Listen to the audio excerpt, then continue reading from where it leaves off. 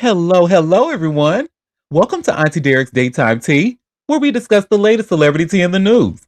I'm your host, Auntie Derek, and today is Monday, July 6th, the day after my brother's birthday. So I know we had a good weekend with him. But again, happy birthday, Tony Jr. Love you dearly. Happy birthday. Thank you. And with me on the mic, I have some fabulous co hosts. We have my icy chili. Hey, Boo. Hello. Next, we have my gorgeous moon. Hey, Boo. Hey, good morning and happy belated birthday to Tony Jr. Tony Jr., your fellow Cancer. Yes. Yeah. And next we have my Libra Queen. Hey, boo. Hey y'all, and also happy belated to Tony Jr. Thank you. Oh, he's gonna love this. I'm gonna clip this and play it back for him. No. Well, and shout out to the listeners holding it down in the chat as well. Well, y'all, it's after the holidays. A lot has happened, so I think we got some good old tea to sip. Let's go ahead and jump right in. Oh, tea time. Yes. Now, unfortunately, y'all, the first story I want to start. I have to start off with, honey. So, word on the curb is Diddy. President Trump is considering that pardon for Diddy. Like he's privately doing. Yup. No, you fucking lying. Yes. Well, then, if he's considering it, it's happening. It's gonna happen. Somebody then slid Mm-hmm. him some money. That's what that is. Mm-hmm. I mean, I wouldn't doubt it, girl. But you all should see where I've just shared here by way of TMZ. President Donald Trump reportedly still mulling over Diddy pardon. Well, Donald Trump might be getting ready to break out the pardon pen again. And one name that's apparently still floating around behind closed doors is Sean Diddy Combs. Trump was expected to huddle with advisors Friday over a new batch of pardons, and CBS News reports Diddy remains one of several high profile names POTUS has been privately considering. One source told CBS Diddy is not expected to be among the formal recommendations from the White House pardon team, though a White House official noted President Trump is the ultimate decider on any clemency related actions. The latest report lines up with what TMZ first told us back in October when sources said Trump was vacillating on commuting Diddy's sentence while some White House staffers were urging him not to. The White House Communications Office disrupted our reporting at the time, but TMZ stood by the story. As TMZ reported, Diddy was bragging to fellow inmates at Fort Dix last November that he expected a presidential pardon in early 2026. But in January, Trump told the New York Times he had received a letter from Diddy seeking clemency and said he was not considering it. Diddy was sentenced to 4 years in prison after being convicted in October 2025 on 2 counts of transportation to engage in prostitution. He was acquitted of the more serious trafficking and racketeering conspiracy charges, and his release date was just moved up to February 23rd, 2028 from April 2028. Whether Diddy ultimately gets a second chance remains to be seen, but the door is not completely closed. So you hear that? So basically, we have conflicting reports. TMZ, somebody in that, on a source from the White House, somebody out there is talking, and they's like, "Listen, keep me. I'm just guessing. Keep me anonymous, but what you're reporting, okay? We got to say in the White House that we not, but behind closed doors, President Trump is most certainly considering it.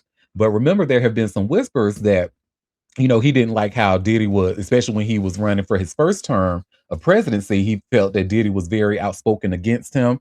So he was like, he felt that Diddy was maybe an enemy. Word on the curb is like that might be more that might be more accurate than what we just read, to be honest. Because who else? The birthday boy actually just told us that it's 50 Cent's birthday today. Happy birthday, stupid. Um, Ew. What happened to Ew. your man? he know he's stupid. And I mean, look, what happened to him, honey? Look, he's starting to let his freak flag fly, honey. That MAGA flag fly, allegedly. But you see where it says here, 50 Cent reacts to Donald Trump and Diddy pardon rumors. Of course, ignoring his backlash from performing at that Donald Trump Jr.'s event. But I mean, if anybody would have their ear to the actuals, because my line of thinking is right. Donald Trump Jr. is probably the most closest to his dad at the moment, like who talks to him on a regular basis. If Diddy was being considered, I feel like Donald Trump Jr. would have some type of knowledge on that. And based off of what 50 is saying, it ain't gonna happen because you done made an enemy, bro.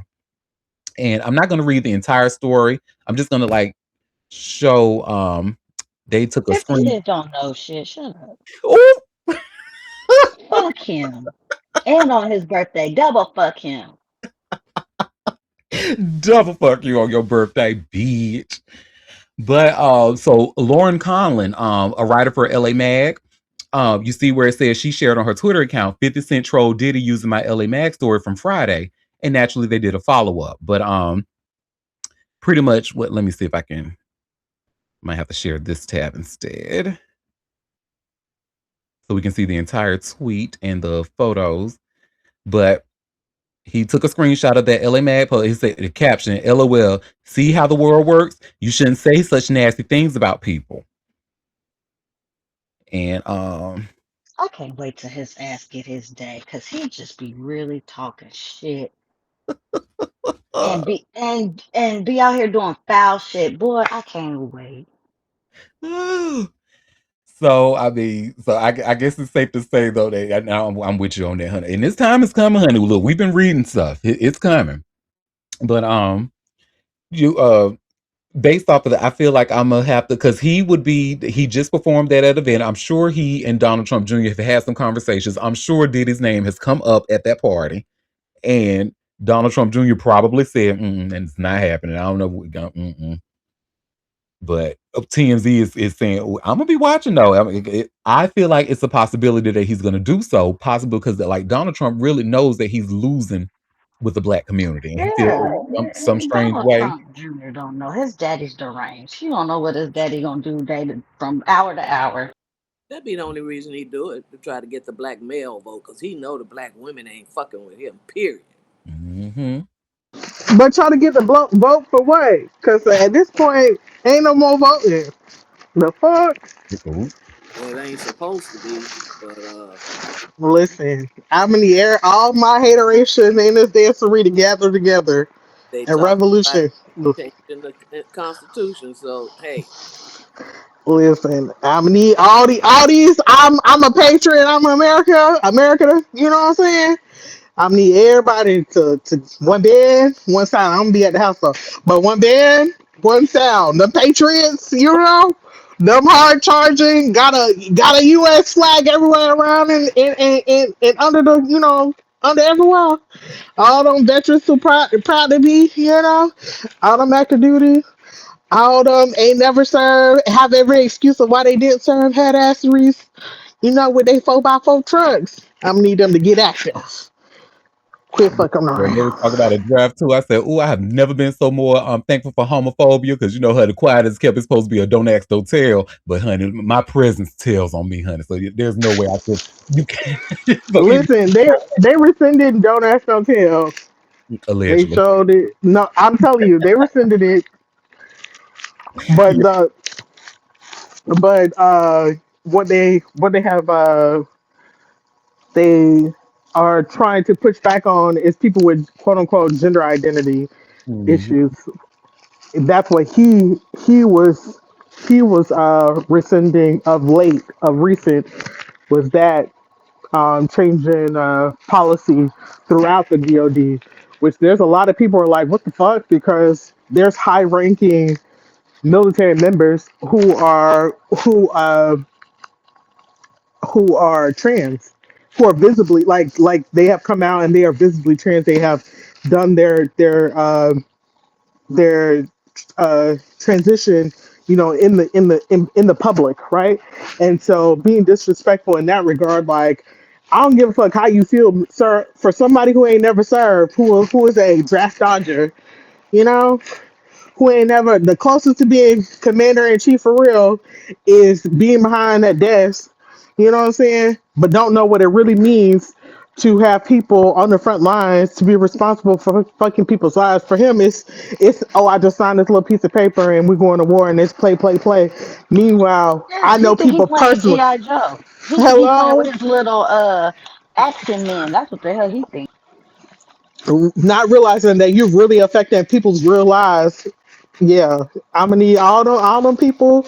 It was like we support and defend the Constitution. Bitch, get your ass up if he play that shit. So he shouldn't be worried about no votes because he Hex, play that shit. I'm gonna need all them motherfuckers to get active. Hex Come had out just your little caves. Hex had just tried to put out a transgender high-ranking official, Fuck him. and Hex if he, she was a woman, but yeah, he stayed in. I forgot her You know, name. yeah, you know who I'm talking about. Exactly. But let me just tell you, Hexteth also can go to hell. Yeah. Yeah. He could go to hell. When he He when ain't he worth get out of here, I he can't ain't worth wait the till the international people put his ass on war crimes. They gonna pick his ass up. He wouldn't be he able to ain't leave this damn country. he ain't worth the damn and quiet as it's kept. Quiet as it's kept. When and if there's a swing there's a change of political power, he gonna be the dummy who's gonna be left with the bag. Quiet as it's kept. Cause he going because On war a, on crimes.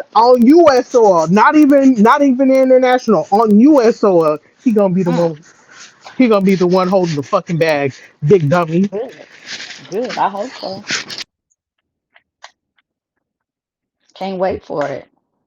You know you got to end it with a bitch. Yes, honey. Pussy asshole. Oh, yeah. Well, so what you're saying is fuck headsets. Okay. Yeah. All fuck them All of all. them. Mhm. Well, he says, can we get a shout out for the Air Force major that's now in military custody? Oh, I haven't read about that. Yes, and yes, absolutely. Shout out to him because he a motherfucker who stand on fucking principle. He Oh, stand on his oath. the one that was standing on the Capitol steps Yes, Oh, I did read that. in I did read uniform. yes, yes. He said I support and defend the constant motherfucking tuition, and I know that's right. Not me though, but I know that's right. And correct me if I'm wrong, but if I was reading correctly, didn't that put like his title in jeopardy or something like that? That put his career in jeopardy. He's going to be court-martialed. Okay. Oh, He will be court-martialed. He's a 17-year, I think major. I Yeah, think that's his rank, yeah. and he But will be court-martialed. he stood 10 toes down though. And I love him using his privilege for good. Yeah, You hear me? And I hate all the old military people talking about he shouldn't have done that. He's just politicized the uniform, and I'm like, it's but been what have they done? politicized. Right? They did. Clearly, and listen, I tell you right They now, said those he should people. have did it his regular clothes if he was gonna do it. You know all that bullshit. No, he stood on business. It was a purpose for doing it in his uniform because if you read the Constitution, which is what every active duty service member, every service member who is in the reserves pledges to, is the Constitution. Not any person, not any political party, not any none of that. They pledge allegiance to the Constitution. And if you're really about that life, if you are really gonna stand on your word, on your oath, then he's not wrong. And anybody who's saying that he's wrong, any veteran who's saying that he's wrong, any active duty service member who is saying that he's wrong is a goddamn lie, and they are pussy assholes. Because if you read it, that's what he said. What everything that he's talked about was correct. In the state of the world right now, in the state of our political climate right now, everybody who's active duty should be saying, "Yeah, this ain't right. This ain't right." The fact that we are in an active war that has not been approved, everybody should be in that bitch saying, "Nah, bitch, hell no." There's I'm not saying anarchy, but there should be people telling them no. There's a whole lot of people who should be telling all of that cabinet no. That should be telling he's like no.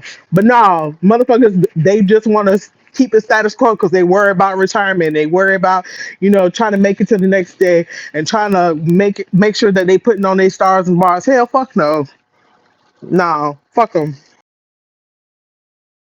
and while you were all speaking about that, I was trying to see if I could. So it looks like his name is Jason Watson. And it looks like he's a real one because he apparently, according to the Washington Post, protested Trump before by way of an anonymous hunger strike. Now this article is behind the paywall, but I'm still going to put it here for those who want to read more about it. Um, Give me 1 second; it's doing its thing. But this is interesting. Wow. Um, I need this thing to hurry up.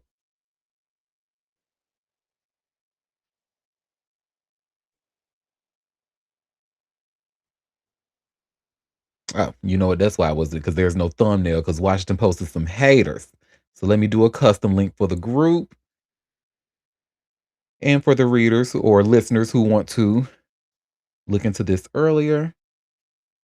I'm gonna just title it Air Force Major Jason Watson.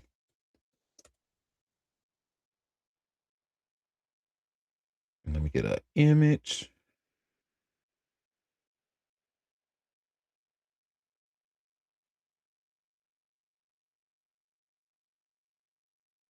Okay, and there you have it. And Libra Queen, thank you so much for that because you know, like I always love your insight, like similar to how I love Chili's insight when it comes to anything medical related, like anything military related. I certainly love to hear what you have to say about it. So thank you so much for that.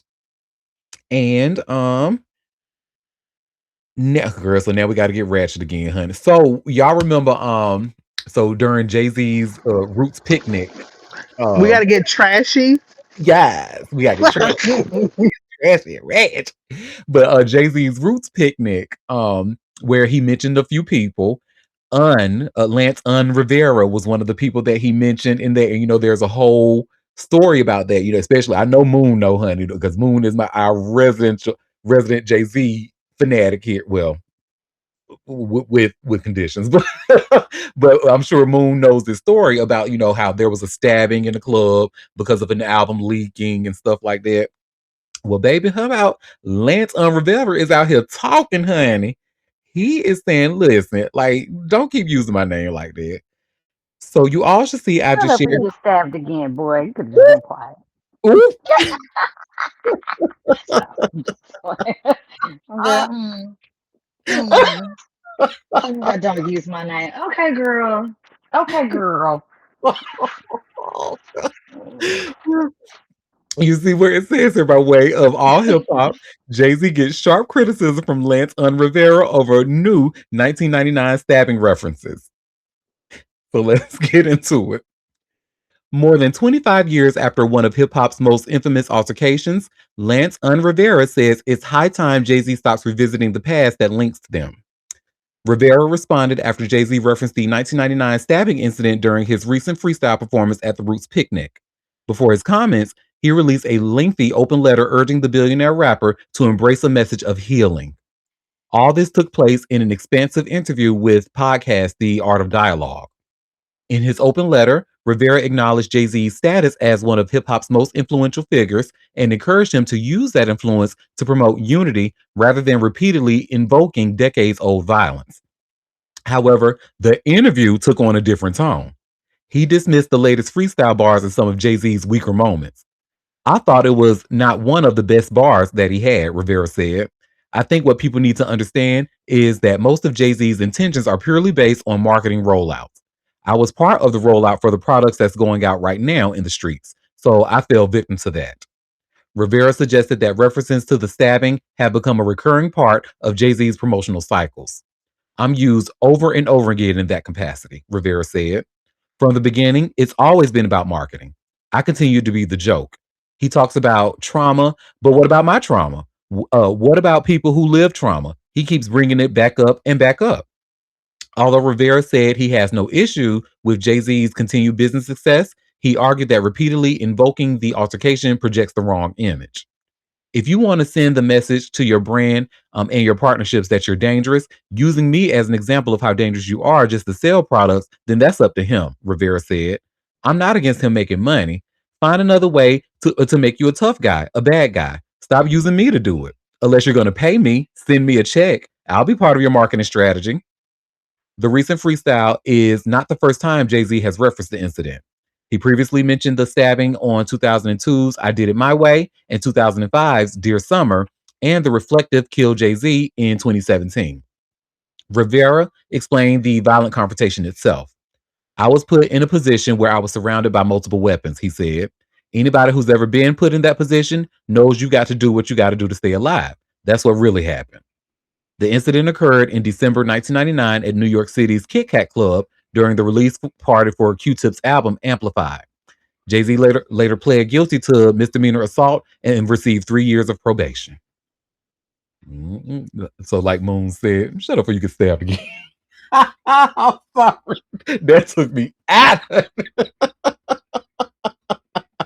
But Look, he's look, just like people who got shot by whoever these rappers are, they be mad too. But oh, and that's part of his story. You can say whatever you want to. Bye.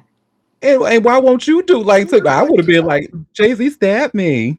Like I was like Jay-Z stabbed, buy these new vector knives because Jay-Z stabbed me. I don't know. So I don't know, child. But that is that on that, honey. Well, what we got next? What we got next? So this the mini beef between Cardi B and Lotto looks like it done kind of spilled over into the Essence Fest. Shout out, I guess should I say shout out to the Essence Fest, or are they still on that fuck shit with that was it the CEO or whoever it was, editor in chief, whoever it was that was trying it. But what they did over the weekend, I did see some clips that they did a Aaliyah tribute, and they had like artists like Normani, Maya doing some of Aaliyah's songs. So I was able to see some of that, but I didn't see it in its entirety. But what people are talking about, and you all should see that I've shared here by way of hot new hip hop, Cardi B removes Lotto's name from ErrTime lyrics at Essence Fest. Ooh, let's get into it. Cardi B was one of many performers at the Essence Festival over the weekend, and Latto was also there. But the lineup wasn't the only thing they shared, as both MCs are now the subject of new speculation. During Cardi's performance of her track "ErrTime," she changed the lyrics that previously referenced her Atlanta collaborator, Bad Yellow Bitch, looked like Lotto in this motherfucker. Bad Yellow Bitch looks like Barty in this motherfucker, the Bronx star rapped among the crowd, adding Bad Brown Bitch looked like Henny in this motherfucker later in the song's performance. Livebite caught the clips on Instagram. Of course, the main fan interpretation for this recent possible flare up is Lotto's recent diss towards Cardi B on her new album Big Mama. But that's if that interpretation is even accurate. After all, baby Cardi just forgot the lyrics or and had to improvise or had some other reasoning for the change that isn't a diss. But you can see how that would sound odd to fans in both sides. It's not exactly easy or clean to forget another artist on a song, especially on a track that they remixed. Still, the main reason why this raised many eyebrows for fans is because of Cardi B and Lotto's beef cooling off. Maybe this will re-energize conflict, but it seemed like both MCs moved on and were ready to be in a better place. For those unaware, this all started because a leaked call of Cardi calling Lotto pussy for allegedly ducking Ice Spice. Cardi apologized to her immediately when the audio leaked, and yet again when Lotto dissed her on Big Mama. I was at an early stage of my pregnancy, and I rushed to the studio to do this verse for her first week sales, Lotto recently remarked concerning Cardi B. Literally 2 days later, I'm seeing all over the internet I'm being called pussy. I'm pregnant, emotions tied. It was and it was someone I dead ass looked at as a friend. We was on a texting basis. I'm open to conversation. When? I don't know. It wasn't a diss. It was where I was in life. So, yeah. So, unfortunately, honey, it started because Carter was being weird. And Lotto was like, look, girl, I'm pregnant. I ain't got no time for this. Like you called me pussy and stuff, saying I was ducking Ice Spice and stuff. I ain't duck nobody, but I don't know. This And actually, Cardi went right back and apologized in that And bought moment. her a bag. So so it wasn't even like it was a full. She was like, you know how you get caught up in a moment and say something. She wasn't even really trying to diss Lotto, and she really apologized. Like, really shouldn't even said that. But so for her to come out on the album after the apology and shit like that, I don't know. mhm. Also, yes, it's still fuck Essence. Okay, thank you. Yeah, I was just wondering because I was Wait, like, what'd he say? also still fuck essence or Oh, fuck essence test. it's back to blackity black, black American Yeah, black. I did see that, yeah, and all the because they realize because of the numbers of last year. But the problem is, guess what? At the end of the day, we don't own it, and that's the problem. Mhm. Dumb dollars not getting circulated back to us like they should be getting circulated. That's my fucking problem. Well, that is that on that. And so let's go ahead and talk about Cardi's ex-husband. Girl, how about a word on the curve is that he done banned Rylo Rodriguez from even stepping foot in Atlanta, honey. And you all should see where it says here, again by way of hot new hip hop. Offset bans Rylo Rodriguez from Atlanta after alleged diss. So let's get into Please, it. who is he? Somebody? Who is he to bury somebody? He should be worried about his debt, his gambling problem, and his debt. Over here trying to ban somebody, bitch. Ain't they looking for your ass? The fuck? Last I heard they was, honey. But one thing I will say, this is like not one of this is so there are some things that I have read that do allege that Offset does have some pull in Atlanta. And he could be that nigga that could have you either jumped or this is just stuff I read. I didn't confirm or anything. So all of this is alleged.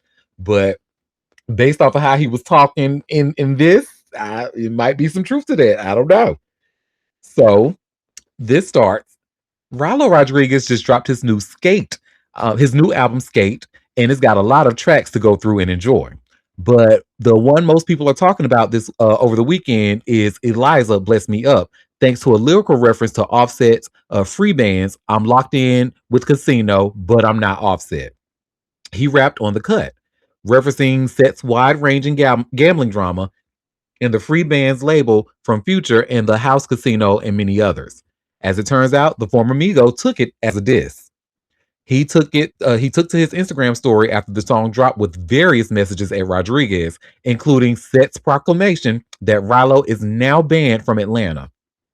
Rylo, too broke to name drop me pussy, the Georgia MC reportedly wrote. Here goes some clout pussy. You niggas can't come to ATL no more. uh, Alabama ass niggas. You a country nigga. You went against your own people to dick ride, pussy. I ain't deleting shit. You want publicity, pussy? Check your deal, pussy shrimp. He added. No, for real. Why y'all gotta mention Set for clout, nigga? You never even touched on what I made off my first album, thumb looking nigga. Also, Offset also shared a voice message from Rylo following these stories in which he said the bar wasn't even a diss. Even if I was to sell 10K, that'll be cool. It'd still be 2K more than your last tape. Little boy day was yesterday. Rodriguez reportedly clapped back at Set on his own IG story. Um, it says, we will see if there are any more responses or I updates. probably need to go check in on his kids. You not wrong. And High New Hip Hop says they will see if there are any more responses or updates in this whole situation. This is getting into dicey territory when it comes to Atlanta hip hop loyalties. So we will see if there's a hatchet burial. After all, it seems like this didn't begin as a diss, but it definitely turned into a beef at this point. Elsewhere, Offset is dealing with other drama concerning Stephon Diggs and Cardi B, and he also has some other rap beefs to handle. In fact, the situation with Lil Tay involved a casino, so that could be another layer to these Eliza bars. Child, listen, I'm not one to underestimate people. Like I said, word on the curb, and based off of what I've read. Mm-mm. So, well, that is that on that, honey. We will see if Rollo performs in Atlanta, whatever. Ooh, girl. Speaking of Atlanta news, bitch. Girl, so we've talked about the last week. I think we just talked about it Friday. How Francesca Amaker is now suing Big Tigger's wife for defamation over the claims that she was sleeping with Big Tigger and said that it ruined her career and stuff like that. Well, baby, now next on the list, Big Tigger himself. And you all should see what I have just shared here by way of hot new hip hop. Girl, Big Tigger steps away from V103 radio show following arrest. Okay, because just a week ago he was like, I could never do anything like that. Girl, it's giving Diddy all over again, honey. Well, Big Tigger was recently arrested for alleged domestic violence following an alleged physical altercation with his wife, Alicia Brown. This has subsequently led to a protective order in which the radio host cannot make contact with Brown or his kids. In the midst of all this, his co-host on the Big Tigger Morning Show is suing Brown for defamation after suggesting the two were in a sexual relationship. This development has certainly made things more complicated for Darian Morgan, who has decided to step away from his show. Big Tigger released a statement on social media revealing that he is leaving the Big Tigger Morning Show indefinitely. The show, which airs on V103 in Atlanta, will not be on the airways for the foreseeable future. For as long as I've been in this industry, my focus has always been to keep the spotlight on the culture and the incredible people I get to interview. But right now, my personal life is in the public eye and has become the subject of overwhelming speculation and misinformation. Through all of this, what hurts the most is being away from my son. Nothing is more important to me than being a great father. So I've decided to step away from the mic for a while to focus on my family and give my legal team the room they need. As I previously said, I unequivocally deny every allegation, and I'm looking forward to clearing my name. Thank you so much, all, for the love and support. While Big Tigger denies the allegations against him, it would appear as though stepping away from his show is the right decision. It would be the elephant in the room whenever he hits the airwaves. This is developing the story that Hot New Hip Hop says they will continue to update us on. Girl.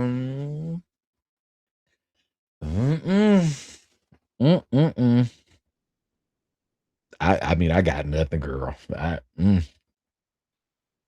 Because it's like you were so, just like Diddy, you were so sure that I could never do. I'm a community man. I don't know what my wife is lying. She crazy. She got mental problems. Then we heard rare reports about him. You say anything about this, and I'll make sure and then the video came out, and then even people even had some of their own opinions on the video. They said that, oh, she did look like she was wild, and she did look like she jumped and hit herself in the door or whatever. I mean, however you said, the lady still got a black eye, and she was told to be quiet about it when they went to the hospital. So I don't. This is so messy. But that is that on that, honey. Ooh, do you all remember just 2 months ago on my May 26th episode, we talked about that Lil Wayne was allegedly secretly engaged to some white girl named Madi, honey, or some girl, I don't know. Yep. Well, guess what, child? Not no more. And you should see where it says here by way of TMZ, Lil Wayne splits from 23-year-old Madi Cannon. Well, Lil Wayne is going solo and not as his concerts because he announced he and his alleged fiance, 23-year-old Madi Cannon, are Splitsville. TMZ has a video. Lil Wayne is airing out all the heat he's been facing in the recent days since the beginning of his 20 Years of Carter Classics tour, including his reason for snubbing Maine fans at the opening of his tour on June 30th, revealing his split from Madi. Weezy says he was not engaged to Madi, and in fact, they were far from it, saying he had a beautiful thing going with an amazing person, but he didn't want to be such a burden on such an amazing person. Rumors of Lil Wayne's engagement to the social media influencer have been circulating since May 2026, but that relationship clearly didn't last anywhere close to a milli. The split may also be related to why he was a no-show for his tour opener in Maine last Tuesday, in which he says in the video is a result of migraines and a potential seizure risk.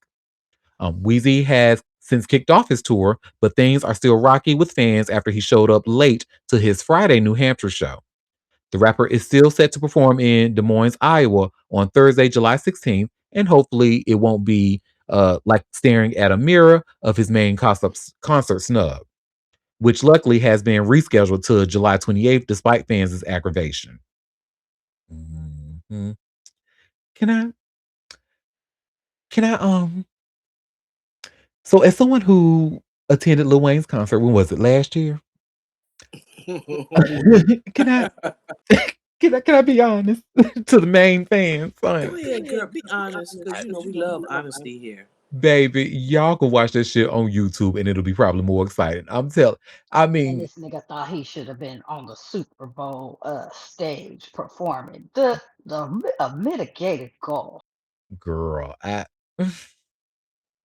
mean, it was cute. It was cute, but I mean, all he really did was stood on stage, but he sat most of the way, smoked a blunt, did his songs where and cut a lot of his songs short, and then at the end he was like, "Thank you."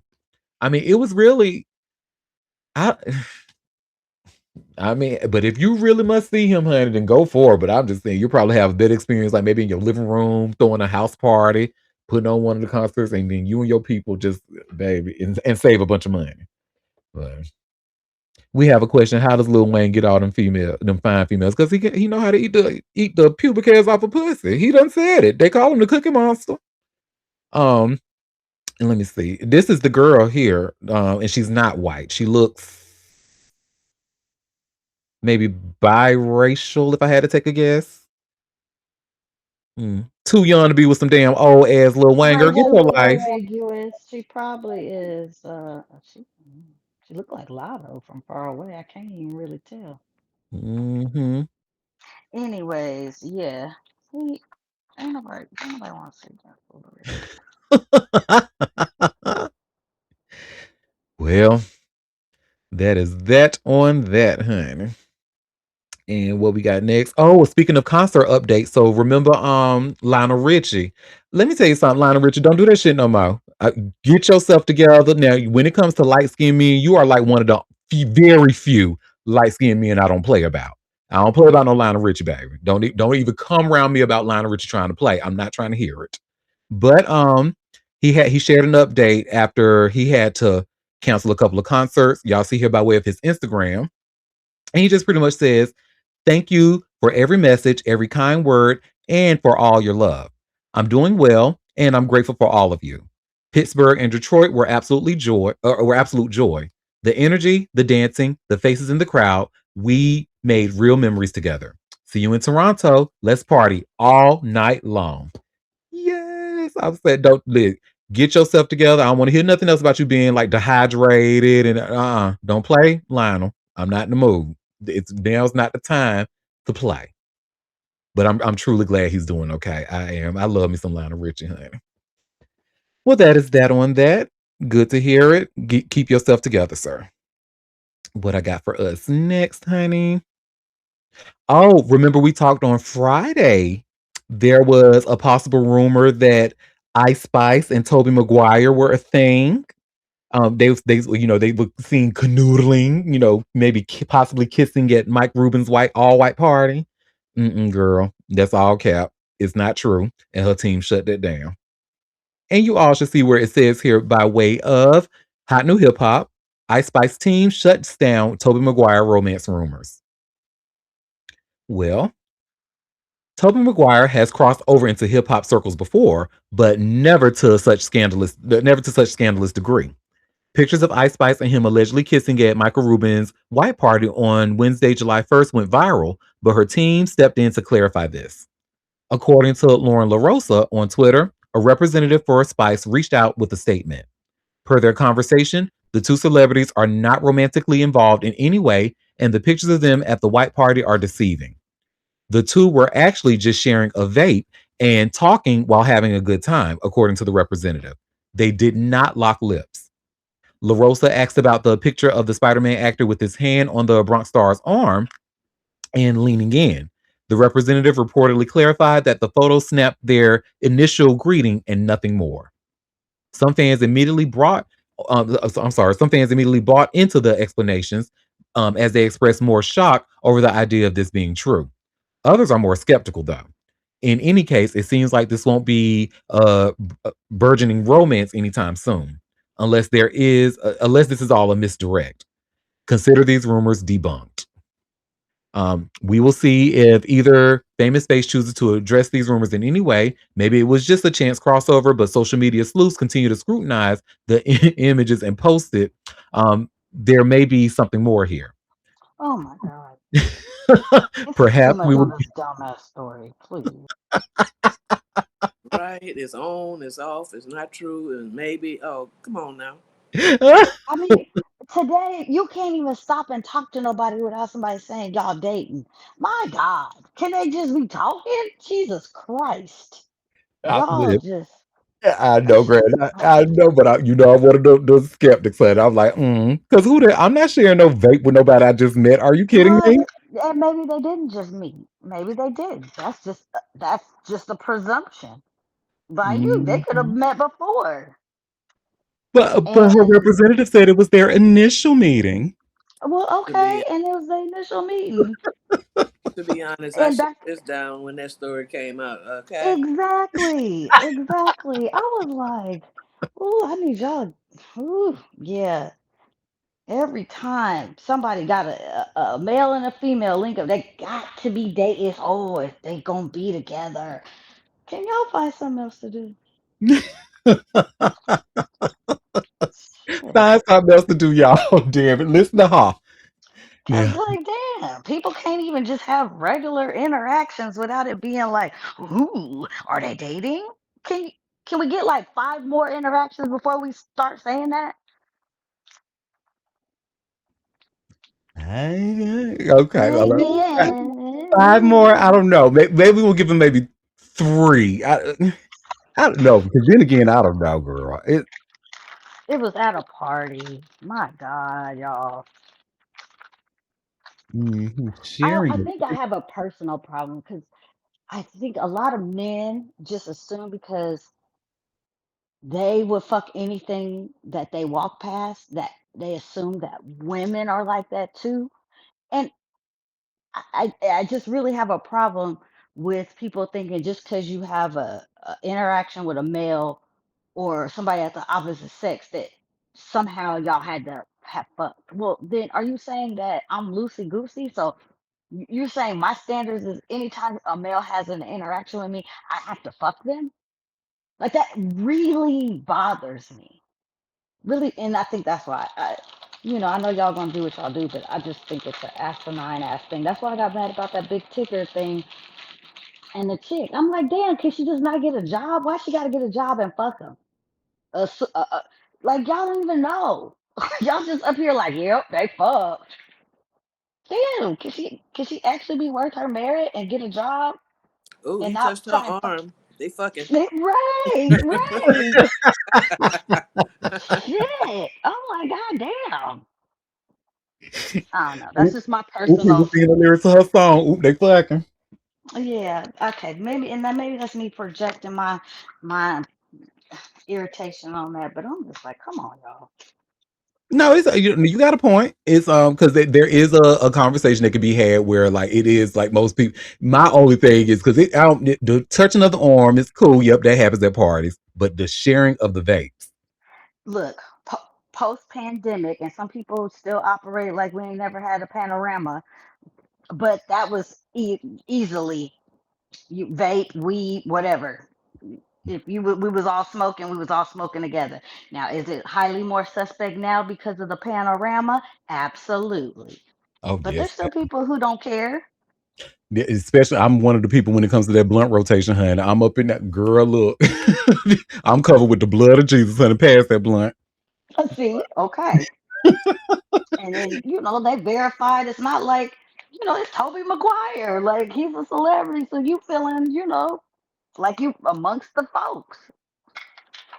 I actually want this to be true. I want her to pop that pussy for Toby, honey. No Oh shade, my pop that God. pussy for Spider Man, honey. You Why, know girl? what? Why? I don't know. It's just something about the. I don't know. No, no. No. Thank you, Chill. No. No, no, no, no, no, no, no. And we No. have a couple. We need to know more about Sean Evans and Kiki Palmer. They probably fucking through, honey. But I don't think that Well, would turn serious. But I think some fun will be had. Well, that is that on that. And her team says it's not a thing, so we're just gonna go with that for now. Girl, how do y'all remember last month we talked about Marcellus Wiley's ass, honey? The last thing we talked about him, he was actually being sued by a former ESPN employee for sexual assault, and that was on our May 6th episode. We talked about that. Now we got more tea about Marcellus Wiley's ass, and he just cannot apparently can't keep his hands to himself. You all should see I've just shared here by way of TMZ. Ex NFL star Marcellus Wiley allegedly poked wife's cheek and threatened to kill her because over the weekend he was arrested for domestic battery. Well, former NFL star Marcellus Wiley allegedly got physical with his wife Anne Marie before his domestic violence arrest over the July 4 weekend. She told cops he poked her in the cheek and threatened to kill her. This according to the arrest affidavit. According to the docs obtained by TMZ, Marcellus and Anne Marie were inside a hotel room in Orlando, Florida on Saturday afternoon when things went awry, and the former Real Housewives of Beverly Hills star called police to report a battery. When officers arrived at the World Marriott, they say Anne Marie told them she wanted her husband removed from their room because she was afraid of him after he threatened to take her life. The docs say their 3 children were also in the room along with other kids, all of whom were at the hotel to attend a basketball tournament. Cops say Anne Marie also told them the previous morning Marcellus put his hands on her while she was sitting on the bed. Standing over her, Marcellus used one finger to sternly and intentionally poke her in the cheek in front of their 7-year-old daughter. The docs state Anne Marie went on to say she's planning on divorcing Wiley, claiming he's had an unreported history of violence towards her in the past. As for Wiley, he told police that he and his wife did not have a physical altercation in the hotel, and there was no violence between them, stating he never laid a hand on his wife and was only there taking care of the children. Cops say Wiley showed them text messages between them exchanging cordial messages. However, based on Anne Marie's written statement, police found probable cause to arrest Wiley for domestic violence battery. As you may know, Anne Marie appeared as a full-time cast member on season 13 of Real Housewives of Beverly Hills. But after the season concluded, the show's producer gave her the axe, saying she wasn't a good fit. Mm-mm. Yes, we have a comment saying that dumbass. Oh, yes, indeed. Mm-hmm. Mm-hmm. So, and threatening to kill somebody in front of your daughter is crazy work. But when it comes to a man, honey, I wouldn't put it past one. Well, that is that on that. And what we got next, girl, I could not wait to talk about this shit, honey. Oh my God, y'all. Brian McKnight. Oh, and I think this is one of the stories because it's a complex article. So I think I may have to, I'm going to have to do a custom article. But honey, he is out here talking about his estranged family. And it's like, sir, leave them alone. This is like, if you need to see what a narcissist looks like in the dictionary, honey, we need to put like Brian McKnight's picture in there. Like we need to contact Webster somehow because this is crazy. But I'm just going to title this story that I'm sharing by way of Complex Brian McKnight Sr. So that way y'all know which story it is. Let me grab this photo.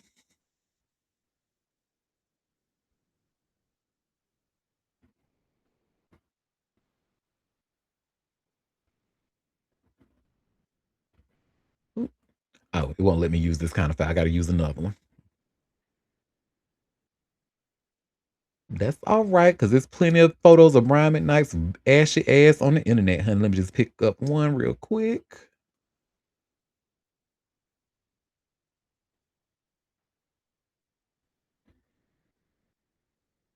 There we go. All right, and I have this complex article, and it starts. So the headline is Brian McKnight slammed for interviewing stepfather of estranged son Brian Jr.'s children.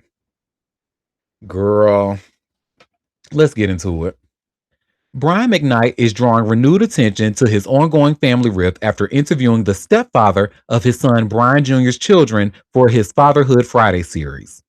During the interview, McKnight sat down with guest Nathaniel Glidwell about being a stepfather and raising his wife's 2 older children, who are McKnight's grandchildren.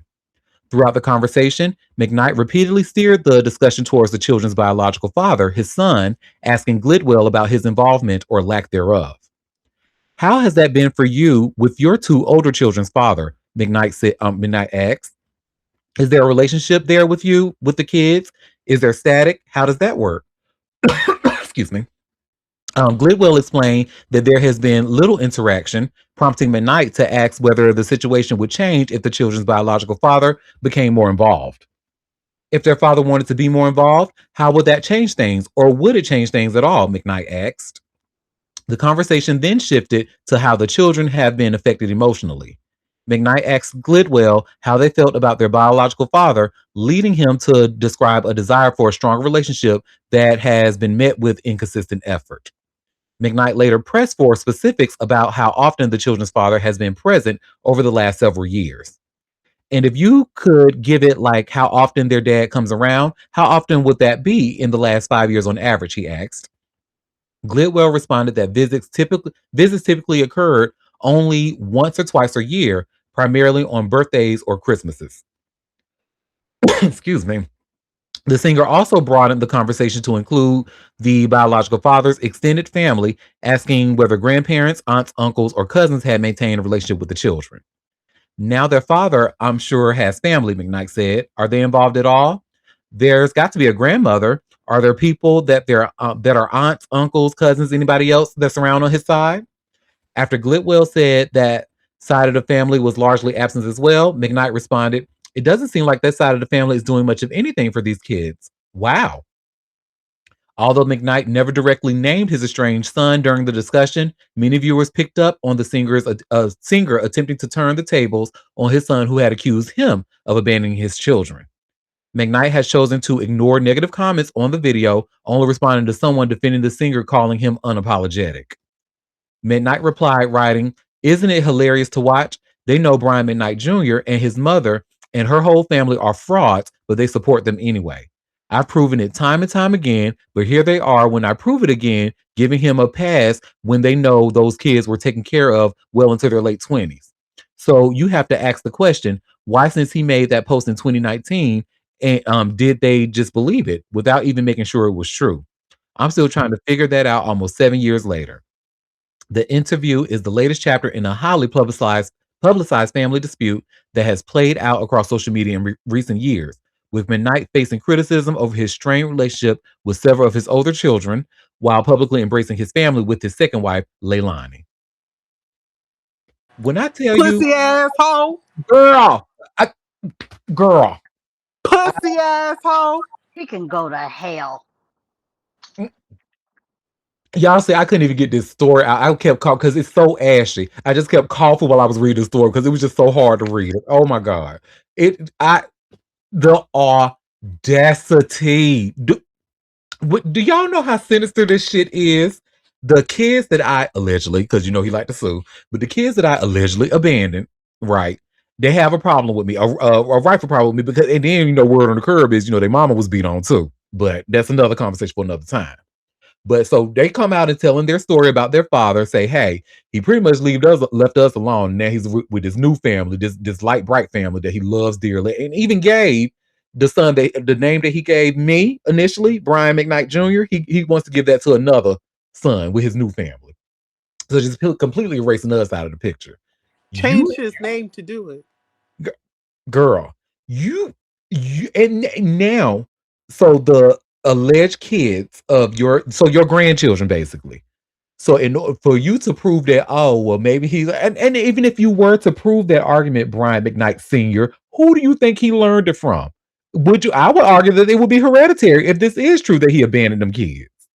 I I'm Sir, of all the nasty, rotten things that you can, this is like, I chill. You watch a lot of true crime documentaries, baby. Are we not seeing red flag? This is, to me, this is like the makings of a serial killer, hun. I'm sorry. Like, it's something is off with this man. I don't know if it's a cult that cult that he's allegedly a part of or what. Oh, the Something's Seventh-day off. Adventist, because that's where they. Delusional comes to mind. He definitely is not based in reality. My And to God. me, in my opinion, on what is actually happening with his family because he denies everything that they say, and I don't think all of them can be wrong. Maybe he can't look in the mirror and accept what they think, so he's just going to live in the matrix and act like it didn't happen. Look, he gonna start back at one. That was a corny joke. Oh, I feel like TMZ now. Y'all strike that from the record. Oh, just He nasty. needs to just sit down and shut the fuck up. Go on and enjoy your new wife, your new children. Leave them people alone. Leave them alone.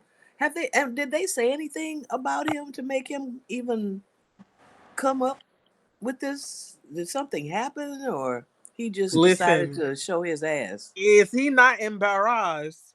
It's Mm. really embarrassing. His family, his new family, are they not embarrassed? It's really embarrassing because clearly the rescinding of invites and requests for your concerts just clearly not enough. Clearly black people saying, bitch, shun you. It's clearly not enough. You should be focusing on your new fucking family. Since you're so Mhm. proud, since you did it the right way and the child was made in love, head ass. Like, live off your residuals if you're getting them and worry about your new family. And leave people the fuck alone. Because I promise you, if you get caught out the street with the wrong motherfucker, so sorry to you in advance. And let's just say y'all Pussy asshole. y'all remember Auntie been reading like celebrity tea since the 90s, honey. And the word on the curb is he has always been the type of man that was not able to keep his hands to himself when it came to women. So, mm-mm. So I guess I should say allegedly, but girl, this is not. And watch it be crazy because he called his second wife the love of his life. Watch watch how them tables gonna turn. Hmm. Her stupid ass over When there, shit probably when thinking shit she the don't go chosen one. when shit don't go his way. Watch how them tables gonna turn. She gonna learn that day. You hear me? She gonna learn, and that's not fair for me to call her stupid because I really don't know too much about this month. But for you to see this unfolding with his previous family, it's like, girl, you. Mm-mm. Listen, as someone who has to dealt with her own family issues, to literally see it on the jumbo motherfucking screen that this person you have created a life with is literally dogging out the children that he created before you, baby, go to hell. You are not smart. Them brain cells rubbing together real hard. You And the know? things he said about those kids, like, Your son was dying. His son was dying and he would not go see him. His son didn't was he call dying and him? he was talking fucking shit. You cannot convince me as a woman, I don't care who it is, as a woman, to be dumb enough to say, well, I support my motherfucking husband when you Mm-mm. literally are being a nasty motherfucker when your son is dying literally on his deathbed. Yeah, you and that motherfucker can go to hell. Didn't he call them demons or something like that? If my memory serves, I mean, I'm not exactly sure if he called them demons, but I do know that he talked about the fact that they were not made in love. oh, I that. do I remember think that that's what it was. It specifically. wasn't made in love. They were not made in love, and that Don't that matter. like They they was made. basically illegitimate. They Fuck were you. made. They were made. Hello, because Love ain't or nobody. no Ain't, love, whatever. listen, because you did it twice. You made the mistake Mhm. twice, and then he talked about the fact that like basically he felt like he was trapped into marrying his wife, his But that's first not wife. their fault. That's not their fault. And you don't See, take it out on fucking kids that didn't ask to no, fucking that's be not their here. fault. But back to that second wife, she gonna rue the day. She gonna rue the day when you're sitting here supporting a nasty ass motherfucker. When you're supporting a nasty ass motherfucker who don't give a fuck about the children that he had before your child. He coking and joking with the children that he claiming now, your two kids, and then the third child that y'all have together. But I can guarantee motherfucking to you, you gonna learn the hard way. Them Shout out tables to gonna Quinn for motherfucking using turn. shout out for using "rue." Because I have not heard that word in so long. Listen, You will rule the day fucking with me, honey. Hello, Yeah, hello. I couldn't support that, especially with the boy on his deathbed. That was the most egregious. Nasty. You talking about you how nasty you have to fucking be? How disrespectful, how fucking gutter butt, as Auntie could say, you gotta motherfucking be to sit there and say no, fuck him, essentially. And then you the wife, and you ain't even trying to build a fucking bridge. No, hell no. God don't like. Well, God, you know what? Let me stay out of it. That's their business. God bless everybody. Amen. Well, y'all, this next story is so sad. Over the weekend, so it was actually a TikTok influencer. Her name was Dream Doll Bree. Dream Doll Bree was unfortunately shot and killed in Miami. Coming out of an Airbnb hunt, like in a drive-by style shooting. It was crazy. Were they Um, looking for her or? they don't. It was because it was three. They were in the car, from what I was reading. Three people were in the car, and they some people were speculating that she was the one being chased.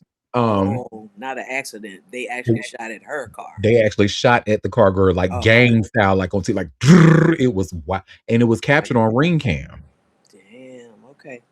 But you all see where it says here by way of TMZ, influencer Dream Doll Bree dead at 21 after gunmen opened fire on Lamborghini. So influencer Dream Doll Bree, real name Brianna Johnson, has died after being shot as she was leaving a party in Florida, TMZ has learned. Police say the victims were driving a fluorescent green Lamborghini SUV around 5:30 a.m. Sunday when shots rang out. According to the Miramar Police Department, the SUV traveled about a block before crashing. Cops say the vehicle reached the intersection. A white sedan pulled along the driver's side and opened fire, striking three occupants. Police rushed to the scene after receiving a shot spider alert and found the Lamborghini had hit a stop sign. All three people inside were rushed to nearby hospitals in critical condition. Police later confirmed the female victim, Brianna, died from her injuries. Miramar Police Chief Darish Moss said detectives are still trying to determine whether the Lamborghini was followed into the neighborhood by the shooter. Certainly, they were targeted. Certainly, they targeted this particular car for some reason," said Moss. "We're trying to figure out why." Adding, investigators currently only have limited information about the suspect. It seems they have some profile of the shooter, but they haven't been able to identify him or her. Brianna had built a large following on social media, where she was best known for her viral track Bend Over, which became a popular TikTok sound. She had more than 370,000 followers on TikTok and another 85,000 on Instagram. She was only 21, and may she rest in peace. So sad. So sad, man. Damn, 21. Whole life ahead of her, honey. Gun that people and all three people were hit. Thank God they aren't all dead. But this is crazy. Clearly, there's something in the water because she wasn't the only one who came up dead. There's another girl who got flued out down there, Mm. who also was found dead recently too. I think either this weekend or last week or something like that too. Mm.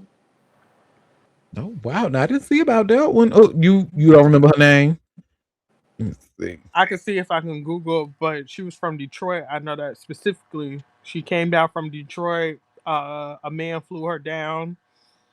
She was at, I think, a club or something, and then Oh, it wasn't.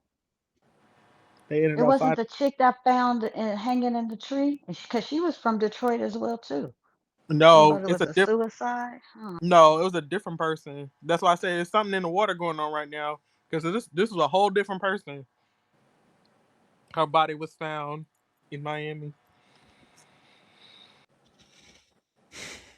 So sad. May she rest in peace, and condolences to her family, her friends, and her fans. Well, that is that on that, honey. Libra Queen, cover your ears, honey. I got a story about that bald headed girl. And you all should see where it says, honey, here by way of Radar Online. It's an exclusive. Wicked Witches, how former inseparable co-stars Ariana Grande and Cynthia Erivo now barely speak. Mhm. Well, no surprise there. Okay. Well, Wicked songbirds Ariana Grande and Cynthia Erivo appear to be keeping their distance from each other after the franchise's two movies ended their blockbuster theatrical run, sparking rumors of a rift, sources told RadarOnline.com. However, insiders said the ponytail pop princess, who's 33, and the British stage star, who's 37, have mutually agreed to keep their friendship out of the spotlight because they both want to reclaim their individual identities as they return to their successful solo careers. The whole Wicked press tour became way bigger than anyone expected. It stopped just being a promo and turned into this massive online obsession with their friendship, an insider said. They were constantly together, constantly praising each other, and it created this idea that they were inseparable in real life as well as on screen. After the release of after the release of 2024's Wicked and Wicked for Good in 2025, which took a combined 1.2 billion at the box office, the leading ladies dominated headlines for their chummy interactions and seemingly inseparable relationship, with Erivo even stepping in to defend Grande at the second film's November's premiere in Singapore when she was grabbed by the shoulders by an overzealous fan. The reaction online got so intense for them both, like every little moment was clipped, analyzed, and turned into memes, which eventually became quite overwhelming, the insider explained. Erivo, who this year appeared on stage in London, England, in the one-woman show Dracula, observed, "It's very interesting watching what people's perception is versus what the reality actually is. Lots of psychologists, this word beat my ass. Lots of psychologists, shit, girl, y'all know what I mean, seated at home deciding who we were, what we were going through, and what we were doing and why." Arivo, Psychologist. girl, thank you so much, honey. Girl, I need a blunt. But Arivo, who swears she and Grande still text each other nearly every day, added, "People don't know me very well. If I'm a friend, then I'm a friend. If I'm not, then I'm not." This ends with speaking in January of Arivo's turn as Wicked Green Skin Witch. "The hate that I made you love me" singer, who's currently on her Eternal Sunshine Global concert tour, gushed, "Cynthia's performance is the most truthful, vulnerable, and fierce effable we've seen. It will be revered and adored for generations." All right, Ariana girl, you got too much dip on your chip, honey, because if you really want to wake it up, the best alphabet is Miss Shoshana Bean. I said it, damn it. And Adina Menzel comes in second because she the original, so we got to credit the original. Don't play with her. But I mean, Arivo was all right. So we have a comment, a big word for Elbow, honey. For Elbow and Auntie Derek, honey, it was beating both our asses. Okay. Yes, honey. And that word usually doesn't. I'm very much aware of psychologists, but for some reason I wanted to call them psychologicalists today, and it was beating my ass. Well, girl, I mean, listen, she thinks it's because oh, it's because we're just so friendly with it. No, girl, it's because there have been rumors about you. I mean, your current wife, you stole her from her wife. So there's both you and Ariana got a pattern of taking people from, well, I ain't gonna say taking people because you really can't take nobody, but of messing around with people in relationships. And both of y'all do. So that's where that speculation. And really, y'all was acting like y'all was fucking. But then she tried to come out and say, straight, "Oh no, we were just really beautiful." And I can't believe people would say that about this beautiful friendship. And I'm like, all I heard was, "We're not fucking. We made love. It was beautiful." That's all I heard. So what is Yeah. that on there?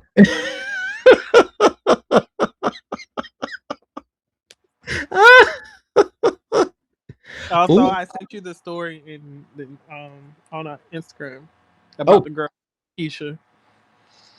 thank you. Let me see. Let me get it. Yeah, I didn't see anything about that. Is horrible. And again, fuck that bald headed demon.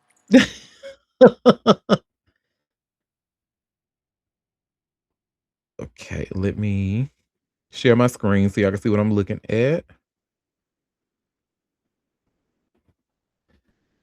So the FBI investigates the death of a 31-year-old woman that was found floating in Florida, a Florida beach, days after she disappeared from a nightclub.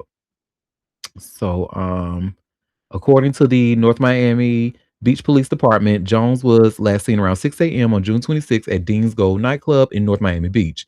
Investigators said she left the club in a rideshare and was believed to be heading to Scarlett's Cabaret in Hollandale Beach. Authorities say Scarlett's Cabaret was the last known location where Jones was seen alive. Surveillance footage reportedly captured her at the club as she attempted to locate people she had met there earlier in the morning. Police issued a missing persons alert for Jones on June 27th. Days later, officials confirmed that she had been found dead. Jones' body was recovered from the waters of, I'm going to tear this up, a Biscayne Bay near, You said it. thank you, near a federal research facility on Virginia Key, miles away from Hollandale Beach nightclub where she was last seen. The distance between her last known location and where her body was discovered has raised questions for both investigators and her family. The FBI has since joined the investigation to help determine the circumstances surrounding Jones's death. Authorities have not publicly released any additional details about how she ended up in the bay or whether foul play is suspected. The investigation remains ongoing, and officials have not released further information. Um, her name was Keisha Nicole Jones. Rest in peace, Keisha. I'm so sorry to hear that. Man. Mm, And this is why I will also put out just a warning. Like, people who are not from South Florida, be fucking careful. Be fucking very, very fucking careful. Be mindful of where you're going. Be mindful of the people that you're interacting with, because there are people who are plotting, who are predators in South Florida. There's a reason why human trafficking is one of the hot spots is South Florida. There's a reason First of why there's all, a whole lot of shit that's happening there, and why people love to congregate there. Don't be dumb. getting flued out is not cute anymore. It's not. The predators have started to use that. Y'all need to quit running behind these dudes and trying to get flued out and going places, and also going somewhere you ain't got no goddamn money. And also, on top of that, black folks need to quit going out with white people by themselves. Quit sending your children out with they all this all everybody white but your child. The hell going on with y'all? Now you guys know what climate we in, and that goes because now they done found a little boy. He missing, and he from Mississippi. Who what the fuck is wrong with his parents? Why are you letting your black child go with all these white people in Mississippi? Yeah, and I The think hell wrong right with y'all? before we just started recording, I think they, if I read correctly, I think they found his body. They don't know if it's his body yet. They haven't Okay. confirmed. Okay, so they found a body. Okay. Hmm. Child, everybody need to sit their ass still and quit trying to be flued out, hang out with them but white folk. I need y'all to be smart. We in some fucking dangerous ass times now. Shit, hell. I'm not getting on no airplane to go meet somebody I have never met before. I don't care how long we've been talking. We're going to meet on some turf where I'm going to show up there and you're going to show up there. And when it's time to go, I'm going to get in my car and get the fuck on. And you're going to get in your car or Uber or whatever. And you're going to go. I'm not going to put myself in a position where I'm not on my home turf. I'm not going to do it. And I know that sounds exciting. Somebody flying you out and making promises of this and that and the other. But like Libra Queen said, you got to be careful. You don't Mhm. know people. They can tell you anything on this screen. You don't know people Mhm. like that. And stop trying to be flued out. Like, stop it. Stop it. Them days is over. It was cute when it was all innocent, but now the predators are It's a using trap. that. Yeah, it's a trap Yeah. now. You don't know what the hell you're getting. And I just saw another video, girl. The dude, she got flown out, and I guess the dude didn't like her or something and left her ass for dead. And the bitch didn't have no fucking money. Why are y'all getting on planes with no fucking money? That's the one that was stuck in the airport. He didn't. He just stopped answering her. Didn't answer her text, Yes, call. She's in the airport. He didn't even get her from the airport. Like, right. girl, no, Why ain't would no you way. go that far? with no No, fucking money. I would have got my I need own to, hotel room and had a good time. But no, she stuck at the airport. cause she ain't got no fucking money. Had no business leaving her goddamn state. I swear, y'all need to quit. Ooh, child, the brain cells that y'all be acting like y'all lacking. I guess y'all ain't acting. I guess y'all really are lacking these brain cells. Cause what the fuck? Why would you leave Yes. your home with no fucking money? Period. Leave your home first. No money second. That's two no nos. Okay. Definitely don't go nowhere without no money. I mean, on a plane in a whole nother state. Yeah. What if you got to fly yourself back? What if he turn on you and you need to get out of there? You get out the room, but now you stuck at the airport and you got to call somebody to buy you a plane ticket out of there. That's Mm-mm. crazy to me. Crazy. Crazy is an understatement. Chill. I need y'all to start using y'all noggins out here. One, and in Mississippi, I saw that and I'm like, as a parent, in the climate we in the state that y'all in, you let your black child leave to go with all white people? Huh? Huh? And probably went with a bunch of white people and said, "Oh, we don't see color." Until y'all have to describe them to the police. Hell, even grown folks, you know, years ago, that black woman went over to that sleeper with her little white friends, all white. She the only black woman, and somehow she ended up dead, and didn't nobody know nothing. Acting like they damn near didn't even know her. Oh, at the sleepover, we Yep. still Yes. don't know what happened to her. No, because they killed her, and you know them people ain't gonna investigate. That was a whole big old cover up.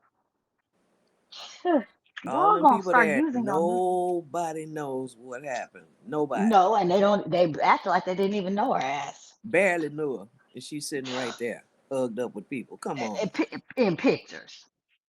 In It's just pajamas. How you invite somebody you hardly know to a pajama party? okay. That's a whole That's a story. close friends kind of party. You don't invite somebody you barely know to a pajama party overnight, Yeah, staying at your house. that was a No. setup. Whole Yeah, ass baby. setup. I It's need y'all to devious start out here, using y'all y'all. brains. Yeah, start using y'all goddamn brains out here. Please, be fucking for real. Please, honey, we need y'all safe. We need you here. Like use them, but I mean, it's hard for people to use what they ain't got, girl. Like I know. And I ain't saying don't be friends with white folks, but come on, use your brain. Use well, the supposed to brain you're supposed to have, I guess. because you even got like people, grown people, honey, like boomers, older Gen Xers and stuff like people who are not so far removed from actual racism, from actual Jim Crow, and was still like when the Trump comes, oh, you can't just like not talk to nobody because who they voted for. What do you Yes, I mean? can. Like Yes, I can. so Absolutely, I when can. you have a lot of that going, like a lot of that kind of, because that's really the leadership now, right? The elders, and when you have a lot of that going on, the people under it ain't gonna have no choice but, I mean, unless you got a free thinker, they not gonna like try to disrupt that.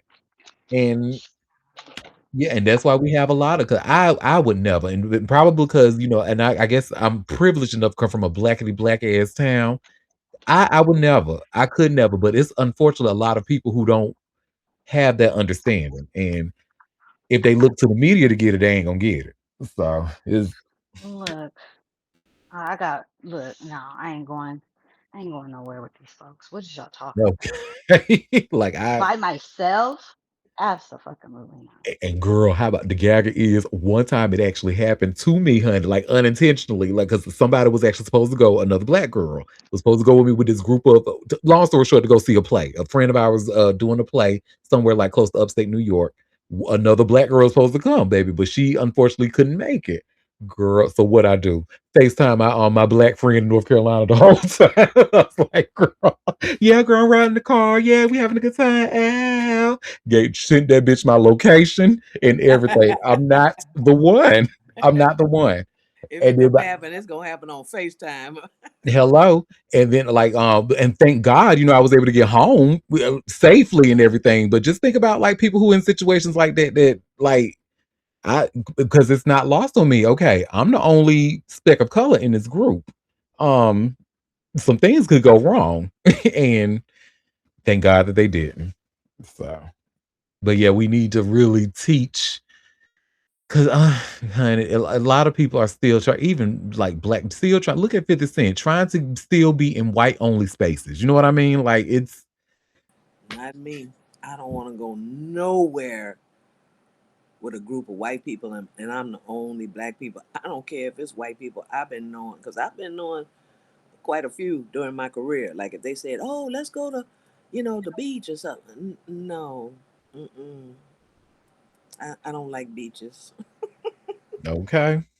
That yeah, I couldn't see myself like planning to do that, and especially like a sleepover type. Then maybe like a cute little, I don't know, house party one two. Oh, okay, well, gotta stop by for a couple. We'll take a picture. Hey, and No, well, no, I can't stay. we got to meet in public. You Y'all going okay? to a brunch spot or something? I'm not going to nobody's house. I'm not getting in nobody's car. None of that.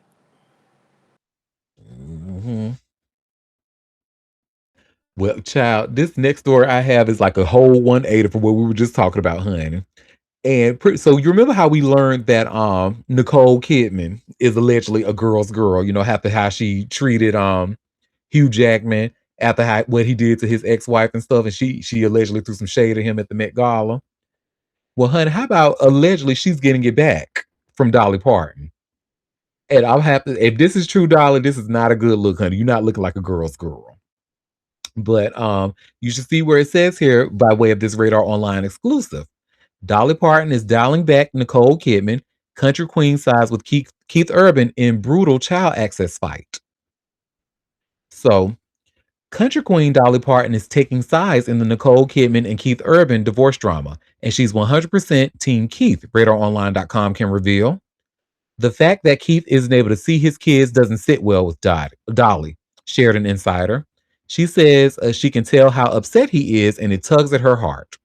She knows how important his girls are to him, and to suddenly be shut out of their lives doesn't seem right. In not in Dolly's view, the source added. As readers know, the baby girl star, who's 59, was granted custody of the couple's daughters, Sunday Rose, who's 17, and Faith Margaret, who's 15, for 306 days a year, while the country crooner, who's 58, has them for 59 days, according to the terms of their January divorce settlement. The heartsick dad has been putting on a brave face, but Parton knows how important the girls are to him and how devastated he must be. The Let It Roll singer's other friends are calling the Oscar winner out on his behalf, saying she's twisting the knife and being unnecessarily callous. The thing with Nashville is it's a very small town, said a source. People go way back and have all sorts of overlapping connections, and they tend to support their own. The source said that means the country community is rallying around Urban. They see this as a clear case of him being treated badly by Nicole, added the source. And with people in Nashville taking her ex's side, Kidman hasn't spent much time there since the divorce, said the source, who as she's really not very welcome there anymore, including by the Jolene Songbird. Dollar will always be polite to Nicole, but it's not a secret that she's on Keith's side, shared the source. Mm. Dollar, you and your friends need to mind y'all business. Because she was clearly awarded the custody of those girls for 306 days out of the year. And he only has them for a little over 50. They're teenagers. And they're Go to teenage hell. girls. Right. They Like can call their daddy if they want to. They said we ain't fucking with him. And Dolly can go to hell and mind her own damn business. And I'm not surprised that she's male centered. to I'm be not. honest, Well, to isn't be he the honest. one that asked for the divorce? Yes. Fuck him. Fuck her. And fuck that damn. Ain't nobody care about no damn racist ass I mean, what did he Nashville. think was gonna happen? And the daughters took the mother side. That's their prerogative. Who the hell? She ain't doing nothing. You act like they 5 years old and she keeping them from her dad. They teenagers. They know how to call their daddy. Bye. Baby, y'all know I know a pattern. We about to find out some nasty, gritty, dirty shit about Keith, honey. Because what they trying to do to me, this looks like what's it called? Damage control. Like before it even starts, like they're trying to like clean up his image. Oh, I'm such a caring father. Oh, I'm this and I'm that. We about to find out that he did some nasty, dirty, dirty shit up in there. How probably cheated, like probably openly cheated on Nicole. That's what I think we about to find out. But I'll be watching. Well, that is that on that. And Moon, you share my same cent dollar. Mind your business, honey. That you girl. Bye. Um, Over the weekend, y'all. So Lemuel Plummer, the Zeus Network CEO. So some things some things have always been coming out about him, but he actually denies some recent claims. You all should see where it says here by way of Hot New Hip Hop. Lemuel Plummer denies sexual assault claims from Baddies Gone Wild star. So let's get into it. The Baddies World on Zeus Network, ran by Lemuel Plummer, has never lacked for controversy. But a new lawsuit against the chief executive may yield even more scandal for the reality television franchise. Baddies Gone Wild cast member Jaden Brown sued him and the Zeus Networks for sexual assault, sexual harassment, and wrongful termination, according to the New York Post. Plummer responded to these allegations in a lengthy Instagram post. I categorically deny the allegations against me, he reportedly wrote. I intend to vigorously defend my reputation and pursue any legal remedies that my attorneys determine are appropriate, including claims for defamation if supported by the facts and the law. Brown accused the CEO of coercing her into having sexual relations with him in exchange for him making her a star. She claimed he told her she'd become a baddie in exchange for sex in March of 2023 when she was 19. Jaden also claimed Lemuel coerced her various other times throughout 2023 and 2024 before she auditioned and got the role in January 2025. She alleged he coerced her into having sex and signing an NDA about their romance days after the shooting began. Plummer allegedly did so again 2 months later when Brown was on her period and drunk, allegedly demanding proof and pressuring her. She also accused him of having sexual relations with various other cast members as an executive producer. The lawsuit also claims Brown refused to audition for the show's second season due to this alleged harassment and coercion. The suit seeks jury determined damages for emotional distress, lost career opportunities, and lost earnings. As for Lemuel Plummer's response, he said Jaden Brown was a friend who repeatedly asked to be on the show, and that he wanted to keep friendship and business relationships separate. He denied claims of promising her stardom and claimed she only joined the cast due to an unexpected vacancy they had to fill.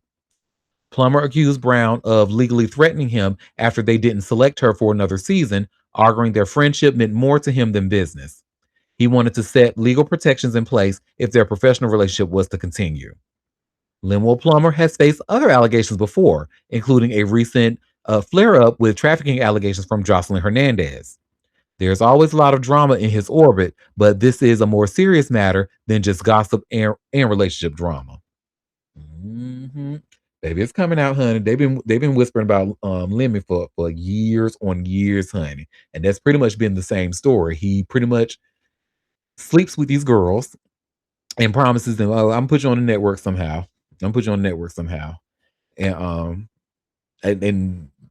probably doesn't do it. I don't, or does it for a little bit, and then his response though, to me, I mean, that says wanted to keep their friendship and business relationship separate.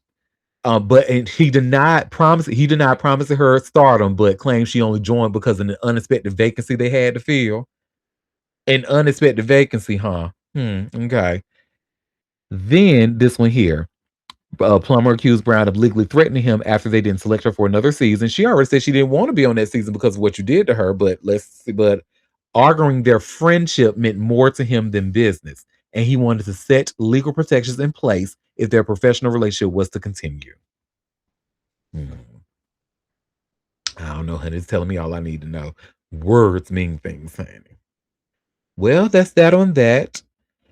Remember I said we just talked about not too long ago on my May 21st show about Joey Chestnut. I think I might have even introduced y'all to that man. But Joey Chestnut was the winner of all those hot dog eating contests. And we learned that day that there was a MLE, like a what's it called, a major league for eaters or something like that. I forgot what it stands for. But we learned that Joey had a fight in the bar. He wasn't going to be punished by NLE, so he could continue on with his hot dog eating. Well, he was able to do just that, honey, and recently just won again. And you all should see, I've just shared here by way of TMZ. Joey Chestnut wins 4th of July hot dog eating contest for the 18th time, honey. So that's why I say I was actually surprised that when we first talked about him, y'all weren't really aware of him. But then I realized y'all are also not in New York. But baby, if you in New York, you know, because they do nothing but play Joey Chestnut on TV. But Joey Chestnut is the big dog in the hot dog eating world, retaining his annual Nathan's Hot Dog Eating Contest title, which marks the 18th time he's choked down more dogs than anyone else. The competitive eating legend swallowed 66 dogs in just 10 minutes on Saturday to win the title at Coney Island in front of a crowd estimated at roughly 25,000 and many more viewers watching on ESPN2. They have the clip.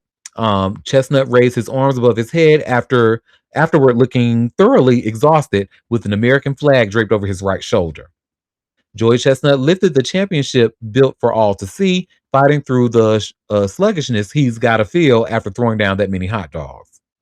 He far outpaced the competition, by the way. 2024 Nathan's winner, Pat Bertoletti, finished in second, having eaten just 51 hot dogs. Like TMZ mentioned, this is Joey's 18th victory. He has won every year he's competed since falling short in just 2015. You may remember he sat out in 2024 when Bertoletti won due to a sponsorship dispute with Major League Eating. On the ladies' side of the event, Miki Sudo won her 12th title, knocking down nearly 39 hot dogs. There's nothing more American than hot dogs on the 4th of July, and given how many Joey and Mickey ate, they've got to be the most American people in the USA today. I guess. And let me tell you something. Y'all know it's no secret how much I love. I'm a North Carolinian, baby. I love me a hot dog. But 66 in 10 minutes, my God. And did it say how many Mickey did? Because she won 39, but it didn't say how long she did it for. Oh, is this? No, it's not I think that's got to be painful. You eat that much food in that short of time. It absolutely is. Because honey, if you're miserable after just a big meal from Well, what you y'all, I'm normally, sure it's conditioned for it now. How many times has he done it? oh yeah, this is 18th time, and he's won everyone he's competed in. I mean, it's not something you can just pick up and do. You got to practice. You know, look at you in the gym practicing, Oof. eating all them dogs. Boy, I know his like if he live in an apartment, I know his bathroom got the whole damn building smelling crazy. I know it do. Like, how do you process The whole building. the whole building just from his bathroom, honey? They probably used to it like, oh, that's just Joey's toilet, honey. Yeah, And we I get guess money off our they rent. have to practice. I did see a little something, something. You know, when you be perusing the TV sometimes. And one thing that grosses me out that they do when they be in these competitions, how they'll dip the hot dog because you have to have it with Yeah, the dog and the bun, and they'll dip yes, both of them in water so it will go down easily. yes, and it's. I mean, just the whole thought of it is just disgusting to me. But you know what? I mean, white people go to slap competitions. I mean, the shit don't be making no fucking sense. But here we are. It's disgusting. I don't like soggy bread, so dipping it in some liquid, ugh, God, just make my stomach turn. Ugh. Girl, we were just you just like my aunt Lisa. I swear to God, Bo, we were just talking about that yesterday. My aunt Lisa, the caterer, has an aversion to wet bread. She don't even want to look at it. So, long story short, when we were celebrating my birthday at a restaurant, they had this kind of a sandwich where it was almost like a French dip, but it was cut in like little bite-sized pieces, and they had a dip that you dipped it into. So she walked right up in there, and I was like, "Oh, Lisa, you want to try one? You want to try one?" And I forgot about her aversion to wet bread. She sure enough, she looked at it and said, "Oh, y'all dip y'all bread in it." Well, she was not having it, honey. No. And, oh, and then her son has the same aversion. Shout out to Scooter. Scooter has the same. When we all did, we went to Chicago for the first time. You know, they have their dip sandwiches. He thought dipped there meant something else, like maybe like a dip on the side or something, honey. He didn't realize they Like dipped some the other whole condiment. baby. He was not happy. He felt that bread, said, I'm not eating this. Yeah, soggy bread, absolutely not. That's my people Absolutely. right there. That's my people. I hate Okay. wet bread. Ew. Yeah. And if y'all like what, if somebody like wet bread, I think you're a psychopath. Why do you like wet bread? That's disgusting. I mean, well, I Baby. don't like it, but I don't mind it. And I'm Ew. judging you because as soon as the sandwich gets soggy, if my bread gets soggy in the sandwich, throw the whole bread away. Don't throw the whole sandwich away. I cannot do it. And have done listen, it does not I don't care. Yuck. Yuck. Especially like if you get like a whole sandwich and like you eat half And of it, then you and put the a oil and and a vinegar. and a portion of it gets soggy because I don't Yeah. put a Look, little I can scrape that part off and keep no. going, but I have to precision like cut that out so I can keep. Oh God, no! You say And put I that in my be and I be mouth? having Ew. listen, I have to be precise with when I go get sandwiches made at some place. I gotta be precise when telling them I need my oil first, then put the vinegar because bitch, if I eat this bitch and I bite into soggy bread, it's something to say. I'm ready to fight because why you got me spending my goddamn money wasting it? Look, I can't even get vinegar. Look, I just nope. Just do the oil. Don't even put the vinegar on it because it's gonna soggy the bread, and that's just a waste. Mm-mm, Baby, y'all over here cracking me up like Lisa cracked me up. But, oh, you dip your mm-mm. bread in there. And then you know what's crazy is that you got some Caribbean people and you got some African people who do that shit. They be dunking bread, and I be like, yeah, no shade to them, but yeah, you cannot catch me. Sorry, Because it's like with a no, tomato soup and a grilled cheese. Y'all wouldn't just take the grilled cheese and dip it into the I soup. eat it separately. I'm so sorry. Even with Oh my cookies, God. I don't do cookies and milk, bitch. No, Mm-mm. Mm-mm. Well, I absolutely can not. do a dip into the tomato soup, but I mean, I'm eating it immediately before it's even soggying. Soggy Hello, means it is soaked into the bread. If I Lu- dip it in tomato soup, it's going immediately down, and it's still got that crunch. I'm not. I'm Yeah. not Yeah, right. waiting it. Louisiana very people much. got a dish they call kush kush, where they take cornbread and put it in a glass of milk. Talk about Yeah, how good that is. Oh, they call my homegirl used to do it. She called it corn that well essentially cornbread and milk. She yeah. ate it like it was fucking cereal. Yuck. Yeah. Yuck. No way. It's something that apparently they do in New Orleans. Well, they They do be it like, in oh Louisiana. It's a Louisiana. yeah, and Louis talking about you don't think you have girl, bitch, no. You'll never catch me. Even with cereal. Cereal gets soggy, bitch, hang it up. I'm not fucking with y'all. Oh Not yeah, if it don't go down, if I don't get it down by the time it gets, oh well, the rest is Them last going little in the bits get sink. soggy. I don't want. Yeah, but I'm not drinking the milk. I'm not doing none of that. I No, don't thank put a you. lot of milk in mine because I'm gonna, you're right. It's just gonna be enough to just wet. enough. You're I Right. right, need just enough to get crunch a the little. whole time. Crunch, crunch. No, That's My all. mama ain't Yes. never. Get it? My mama ain't never had to worry about me using all the goddamn milk, baby. Cause I'm gonna Mm-mm. use the least amount I need to put on some cereal. Okay. Cause my shit needs to crunch. well, shout out to y'all because of y'all only using a little bit of that milk, you leave enough for a bitch like me to drown that motherfucking cereal And in that that's milk. fine. I don't I'm want them okay motherfuckers with to being a. be able to breathe. I'm okay with being a food texturist. I do not care. No, I'm actually around That's a why I lot of don't people fuck with like that. okra. That's why, cause that slime. Can't do Now, it why you waking up the okra thing? because it's That's slimy. but It's right. slimy. Leave Mm-mm. okra out of this. Okra ain't got nothing to do with it. It's slimy, and that's another texture that I'm not putting in my mouth. No, thank you. Now, would you Mm-mm. have it fried, Mom? It's. I hear that there's a way to do it without it being slimy. I'm open to trying it, but Hmm. most people don't take that extra effort to cook out that slime and do all the stuff you need to do. So. Because most of the time I've tried it, they were never slimy. My problem with okra was the taste. I don't like the taste of it. But when they're fried, it's not slimy at all. Hmm.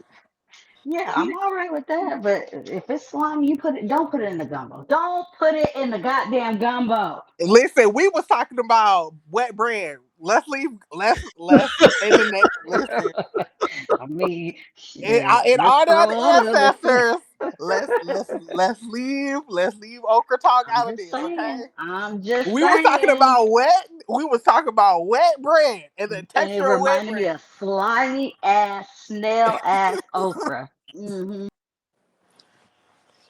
Well, child, well, shout out to you if you like wet bread or if you don't like it, honey. That's the part about being black, honey. We just know the food is good, however you eat it. Well, Allegedly, Auntie, because you know your palate. touche, girl. Well, let's get. Oh, I got three more stories left, by the way. And let's go over to some international news, honey, to the Australian Prime Minister, honey. Why is he apologizing? Now, I'm going to be completely honest. When I've read the story, I was like, wow, he's apologizing for that. That wasn't even really that. But I guess I get because we are Americans and I guess the administration that we currently have is not being taken seriously. So I guess they're kind of like, I get everybody ain't that administration, especially not in Australia. But the reason he's apologizing because what he said about Kylie Minogue. You also see where it says here by way of CNN, Australian Prime Minister Albanese apologizes for disrespectful comments about Kylie Minogue. So let's get into it. Australian Prime Minister Anthony Albanese has apologized after naming Kylie Minogue in a response to a question about who he would theoretically shag, marry, or date. Albanese appeared on the Bush Deep podcast on Thursday, hosted by comedian Nikki Osborne, who asked him whom he would rather choose out of Minogue, actress Nicole Kidman, or performer Rhonda Birchmore. I've just got married. I'm only 6 months in, said Albanese, but Osborne insisted he choose. Oh, Kylie, clearly, he said. You'd marry Kylie and shag her and date her, Osborne said. All of the above. She's terrific, he said. Osborne also asked Albanese if the prime minister and his wife Jodie Hayden were still bonking like rabbits. Well, when we have time, he said. After the footy, after the footy. It's always a good aphrodisiac, a south swing, Albanese added, referring to the rugby league team South Sydney Rabbit Holes. Well, Rabbit Holes, I'm sorry. Albanese's comments drew criticism, including from Senator Sarah Henderson, Shadow Minister for Communications and Digital Safety in the opposition Liberal Party. Anthony Albanese's whiskey-fueled comments on the Deep Bush podcast are disrespectful to women, embarrassing to Australians, and demean the office of Prime Minister, she wrote on a post on Twitter. On Monday, Albanese issued an apology via his office. I apologize unequivocally for the comments, he said in a statement to CNN on Monday. CNN has contacted Minogue's representatives for comment. Mm-mm. So yeah, Kylie Minogue is Australian. Well, so is Nicole Kidman, and I guess Rhonda. But like I said, I guess the in other places the higher offices still hold. There's a respect for those positions and just not the same type of things we've been seeing lately. So that's probably why I'm maybe a little. I have a blind spot there. Is what I guess what I'm trying to get at. Because I guess I didn't see the comments that like so. No, but I guess I guess maybe someone could argue that it's disrespectful to women. Talking about you a fuck man, and after you just 6 months in. But I mean, the podcast host insisted he answered. So I mean, I don't know. But that's that on that. And what we got next, girl? Oh, y'all. So, the Pearl, Cheryl the Pearl Cook from the Sequence. So remember how she lost her two bandmates, Blondie and Angie Stone? She lost them both. When was it? Last year? Well, she's just speaking out for the first time, and she spoke with All Hip Hop, and she gave All Hip Hop an exclusive. You all should see where it says here by way of All Hip Hop, Cheryl the Pearl Cook to break her silence on the sequence, um, Sugar Hill Records in an All Hip Hop exclusive. So, for decades, Cheryl the Pearl Cook watched hip hop history unfold from the sidelines, even though she helped write some of its earlier chapters. Now, the pioneering MC, songwriter, and last surviving member of the sequence is finally telling her story. The sequence, comprised of Cheryl the Pearl Cook, Angie B. Stone, and Gwendolyn Blondie Chisholm, made history in 1979 as hip hop's first commercially successful female rap groups. Their groundbreaking single, Funk You Up, became a foundational hip hop record and one of the most sampled songs in rap history. In an upcoming interview with All Hip Hop, Cheryl reflects on the recent losses of Angie Stone and Blondie, revisits the birth of hip hop's most influential records, and shares never before heard stories. She tells Chuck Jigsaw Creekmer about the inside look at Sugar Hill Records, pioneering exec Sylvia Robinson, and the troubling business that forever changed her life. The conversation with Creekmer begins on a somber note as Cheryl remembers speaking to Blondie just days before her passing. I'm still in shock. If I knew that was going to be the last time I talked to her, I would have talked longer, she said. From there, Cheryl takes readers back to 1979 when three teenagers from Columbia, South Carolina, walked backstage at a Sugar Hill Gang concert believing they belonged. We kept telling them we could beat those guys, talking about the Sugar Hill Gang. We can beat them rapping. Cheryl recalls. The trio's confidence eventually earned the sequence an audition with Sylvia Robinson, and that will become hip hop history. The upcoming interview dives deep into the creation of Funk You Up, Cheryl's songwriting process, and the whirlwind that followed into signing to Sugar Hill Records. She also offers firsthand perspective on the birth of Sugar Hill Records, the emergence of Grandmaster Flash and the Furious Five, the evolution of hip hop, and why she believes many pioneers have never received the recognition or compensation they earned. Perhaps most compelling is Cheryl's ongoing fight to reclaim publishing and royalty rights that she says have remained unresolved for decades. She speaks candidly about signing contracts as a teenager, watching one of hip hop's most influential songs get sampled dozens of times, and why she says the business side of the music industry still has lessons today's artists need to hear. They need to know we never got a dime, she says candidly.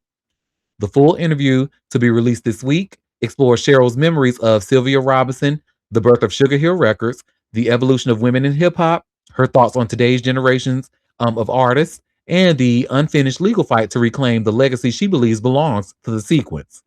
Stay tuned to All Hip Hop. The conversation has a lot to unpack, and Cheryl the Pearl Cook is finally ready to tell it. Well, I have to say, shout out to All Hip Hop for giving her the platform to tell this story. And I'm glad, and she's absolutely right. When you see it to this day, our pioneers do not get respected in hip hop.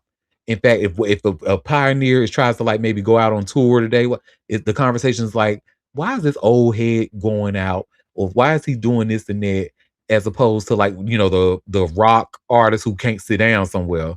Oh, why that audience does, but it's she's right. And for her to not one of that song Funk You Up to be one of the most sampled songs in hip hop history, for her to not receive a dime from it, baby, that's similar to me, honey, when I saw how like when you look I guess I really can't say that because I was gonna say when I went initially I wanted to go to school to become a teacher.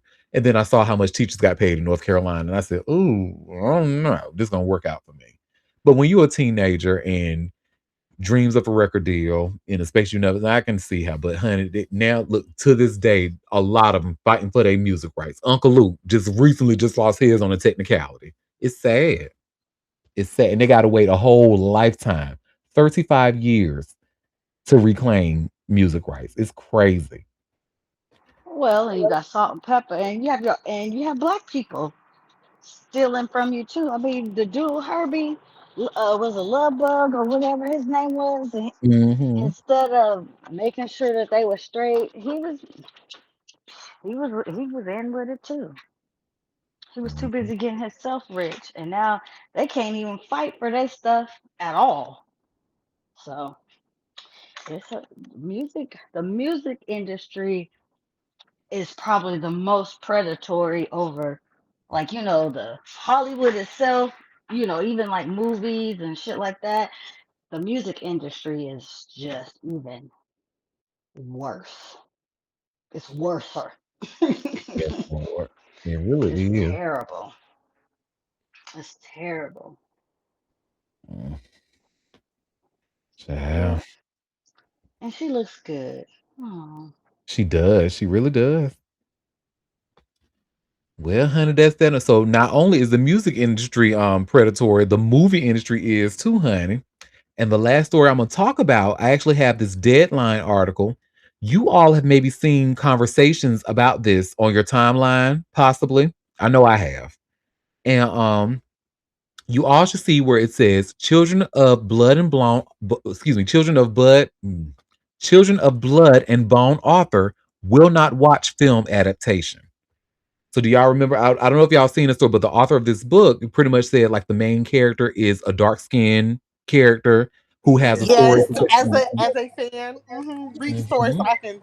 so I can light that ass up. Yeah. Well, Tomi Adeyemi's 2018 young adult novel makes its way to the big screen. She has no plans to watch the first film adaptation of her work. The Children of Blood and Bone author recently addressed a fan's question about why she hasn't spoken more about the upcoming uh, Gina Prince Bythewood Helm Paramount adaptation that's premiering on January 15th. There's a reason I will not post anything about the adaptation of my work. That's all, Adeyemi wrote in DM she shared on TikTok. And lastly, since someone asked, I have not seen the film and I will not watch it, added Adeyemi, who also co wrote the film with Prince Bythewood. It's been painful holding this back from you all. And I'm sorry if any of you thought I cared about us. Excuse me, I'm sorry if any of you thought I didn't care about us more than any glitter.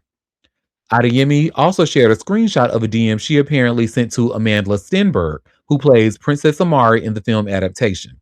Do not ever use my name in an interview or video again. Do not text me. Do not call me, she wrote to Stenberg. Deadline has reached out to Stenberg's rep. The message was dated in late February, shortly after Stenberg responded to accusations of stealing roles from dark skinned women. As many fans noted, the character is described in the book as having dark copper skin. I had the opportunity to meet Tommy, the novelist, for the first time, said Stenberg at the time.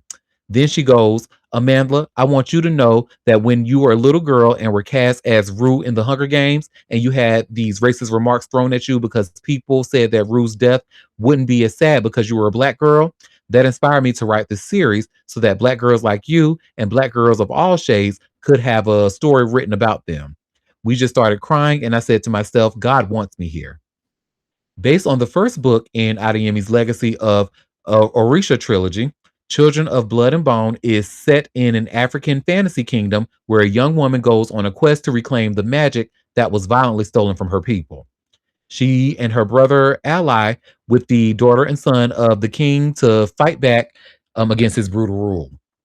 The cast also includes Thuso Meddu, Tosin Cole, Damson Idris, Cynthia Erivo, Lashana Lynch, Idris Elba, Chiwetel Ejiofor, Regina King, Viola Davis, and more.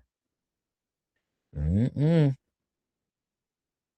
And there is I didn't watch this the TikTok video they're referring to in this. Let me see if it plays. But this is the author herself in her TikTok. Ooh.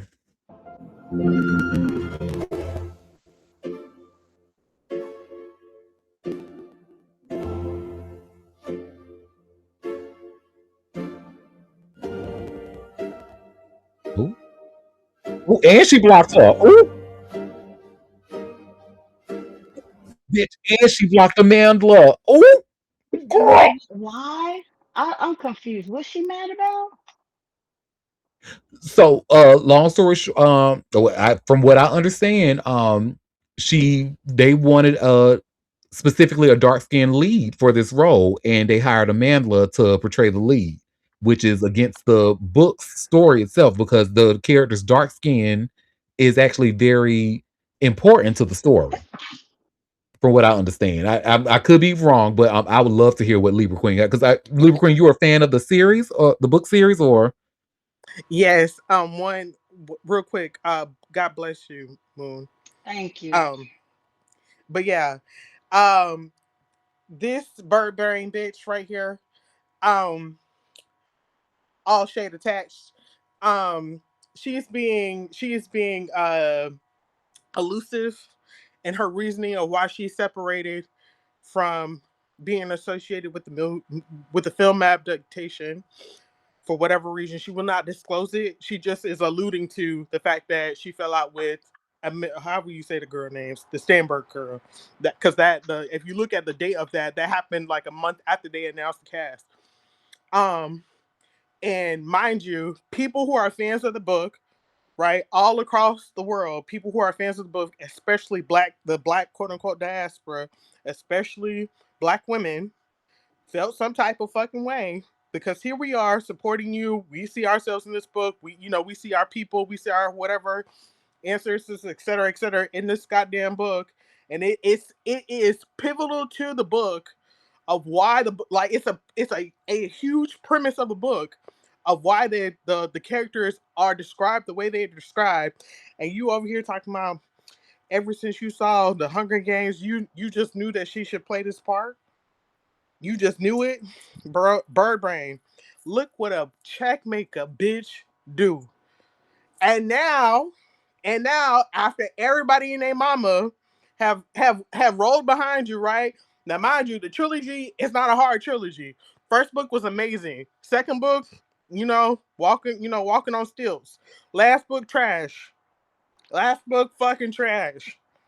But the fans still say, you know what, we rocking with you. You know what I'm saying? Because we don't get enough of this.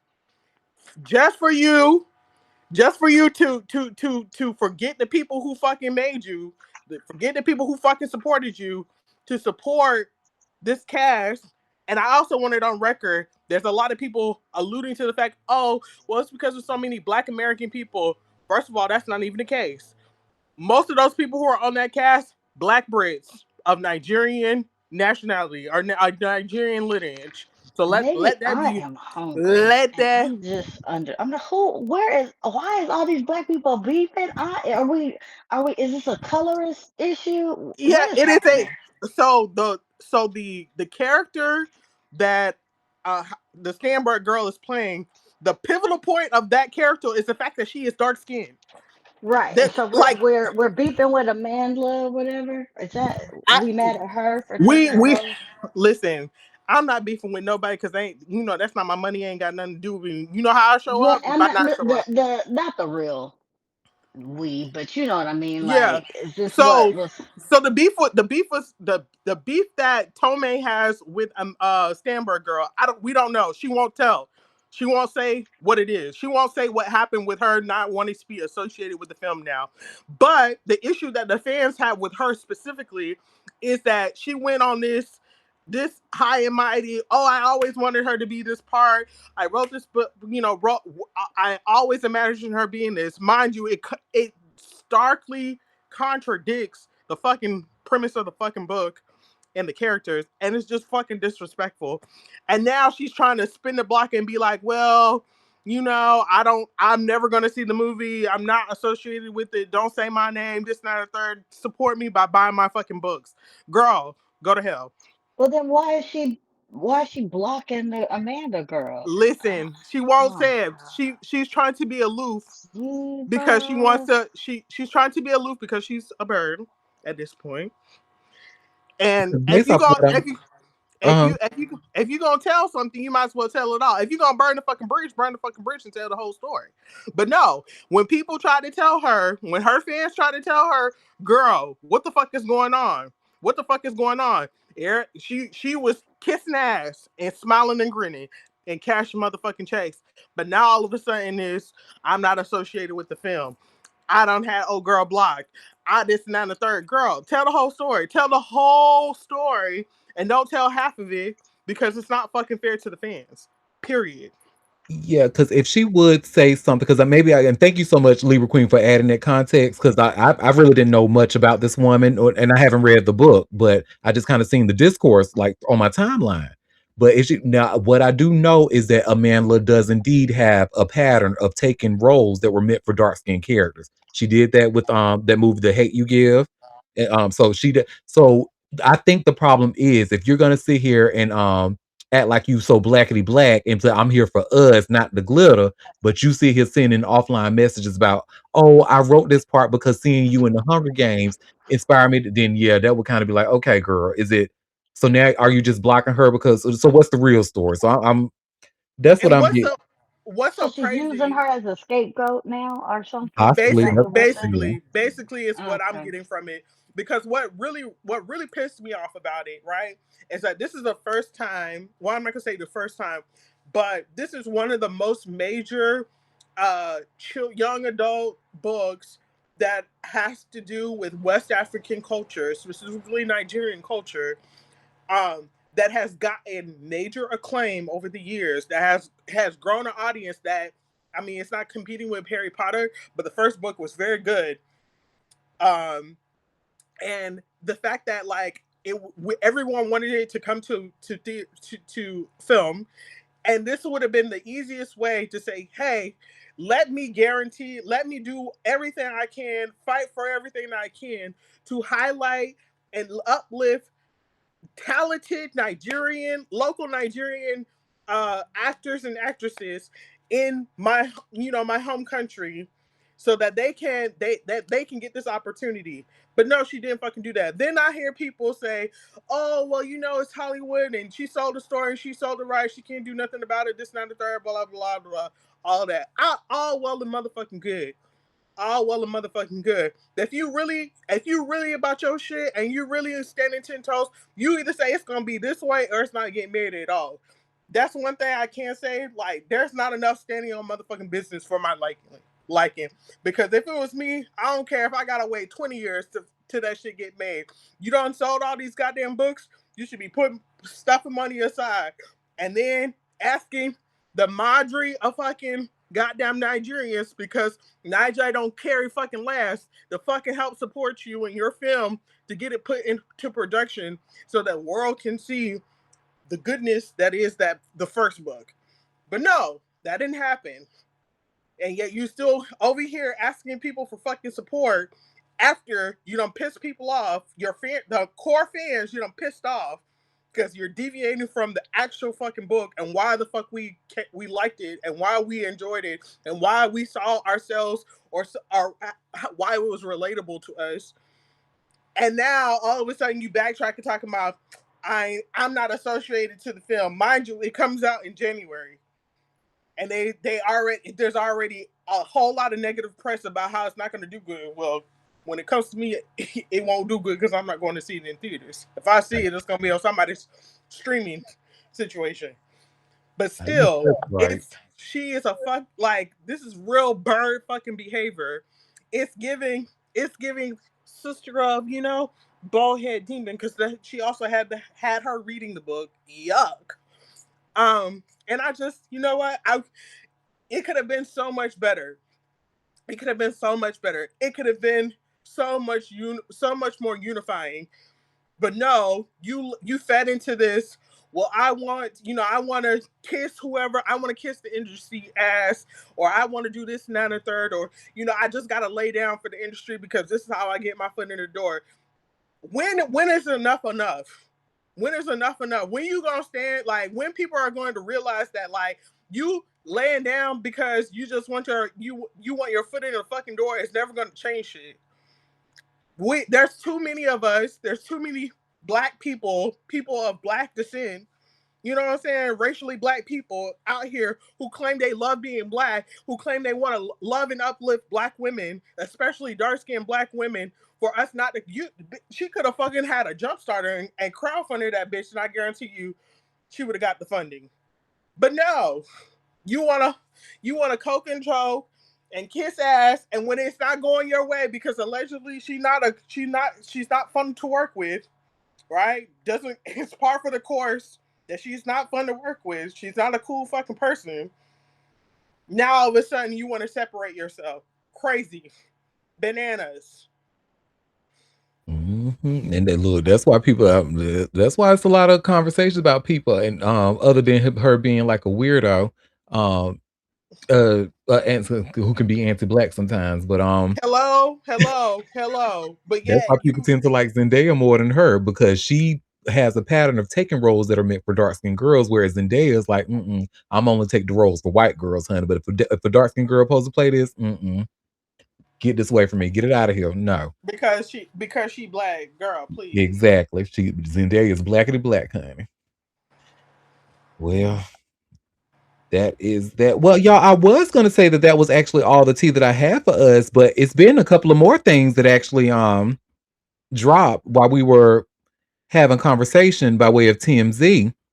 So there was a girl. Y'all remember that famous LMFAO song, Party Rock Anthem? There was a Party girl. rocking in the house Hey, tonight. hey. Every day I'm shuffling. Well, there was a girl that was singing on that, and she unfortunately had just died. At only 37 years old. And you see, Lauren Bennett, Party Rock Anthem singer, dead at 37. Damn, it's way too young. Well, let's see what happened if they say in the article. Lauren Bennett, best singer best known for her feature on the LMFAO song Party Rock Anthem, has died. Her former band, GRL, released a statement Monday saying, "It is with great sadness that we share the passing of our beloved Lauren." They go on to say, "Their hearts are broken and we cannot begin to express how much she meant to us. We will forever cherish the love, laughter, and countless memories she gave us. Her beautiful spirit touched so many lives, and she will be deeply missed and forever loved." Bennett kicked off her professional music career when she was just 18 years old, forming the Paradiso Girls along with several other ladies in 2007. They dropped their debut single, Patron Tequila, in 2009. In 2010, Bennett embarked on a solo career, working with well-known artists like CeeLo Green and will.i.am before featuring on the Party Rock Anthem, one of the biggest songs of 2011, which reached the top spots on charts all over the world. Bennett later joined the group GRL, dropping songs like Vacation, Lighthouse, and more. Oh, and I remember that I knew that girl group sounded familiar. That was the same group that Simone Battle was in. Okay, and it says her co-star in the group, Simone Battle, died by suicide during the group's initial success. After GRL disbanded in 2015, Bennett released her song Hurricane, which she explained was informed by mental health struggles she saw her mother and friends suffer from. Bennett was 37. May she rest in peace. So it doesn't say, honey, but this it it I don't want to say it out loud, but it's like it might be mental health related based off of what I just read, especially if she saw it with her mom and her bandmate. Mm, mm, mm, mm. Rest in peace, girl. 37 is young, man. My brother just turned 37 yesterday. Oh Lord. Well, that is that on that. This other story I had, honey, about some senator, Graham Planter. It looks like he's the main Democratic senator. Girl, well, he out here being predatory, honey. No, he is a candidate. Oh, candidate. Are you Okay. saying yes? He is the main, well, the state main, I think, and what again? Oh, Again, girl. well, yeah, okay. They coming for him. Oh, damn! You say that, and here it is on the TV. I looked over and said, "There it is, right there." This is not his first allegation about some shit. You know, it's a lot. So it's low key. I think it's a smear campaign because he's likely to beat out Susan Collins, Oh. and they keep trying to bring up stuff. It was a few months ago, a couple months ago, right before well, it wasn't even a couple months ago when they had the primary, and the chick that he dated at a particular time said that he was a little rough with her and but he was never abusive or anything like that, but she put it out there. But come to find out, she had been known to work for the opposition and work in the other party's thing. And so after all of that, he won the nomination. And he said, "Oh, ain't nothing finna come out." And so it ain't nobody said nothing until now. And now there's a woman like says that he sexually assaulted her. Gr- Girl, when they dropped the other thing, you didn't want to chime in then? Mm-mm. And this article unfortunately doesn't have much information. It's like It's just brand new. yeah, it just says Maine Democratic Senate candidate Graham Planter is facing a sexual assault allegation from a woman he previously dated, according to a new report from Politico. The woman alleges Planter sexually assaulted her. Planter strongly denies the allegation, calling it categorically untrue, while his campaign says the encounter was consensual. And then they end with the story is developing. Child. Now I'm not usually a conspiracy theorist, but the way that the Trump administration is trying to win, I feel like they putting out all the stops. I'm not gonna say he didn't do it, but we should be a little. We should ask heavy hitting questions. We should consider the source. Yes, because when I tell you they trying to make sure we do not win, and he's like the lowest hanging fruit because he's a flawed candidate, and so it's easy to make it. Now, I'm not saying this white man. I ain't trying to defend this white man at all, but I'm saying use a use a little critical thinking and pattern recognition. Hmm, I don't know. We should be keep our eyes and ears open. That's all I'm gonna say. Yeah, and we should. And I just find it really odd because when you have like actual like when you have Republican senators who were like convicted of having child porn and stuff like that, and you don't really see much noise about that. But when you because this happened with and again not saying that because they very well could be history shows that a certain demographic of men tends to be predatory violent, especially towards women. So it's certainly possible, but it's like, okay, well, where are these allegations coming from? Like, what was the last guy name? The the one who the billionaire separated himself from. We talked about him on the show, and I cannot think of his name. Um, Epstein? Not Epstein, the one in California. Bill Gates? No, the California guy who he was hanging. He's not the billionaire. He was a somebody who worked in politics who was hanging at a billionaire's house, and the billionaire said, "Oh, you can't come Oh, back oh, here." oh, oh, oh. Now I know exactly who you're talking about because I was Swalwell. Eric Swalwell. Yep, him. Yes. So these are like Democratic comment,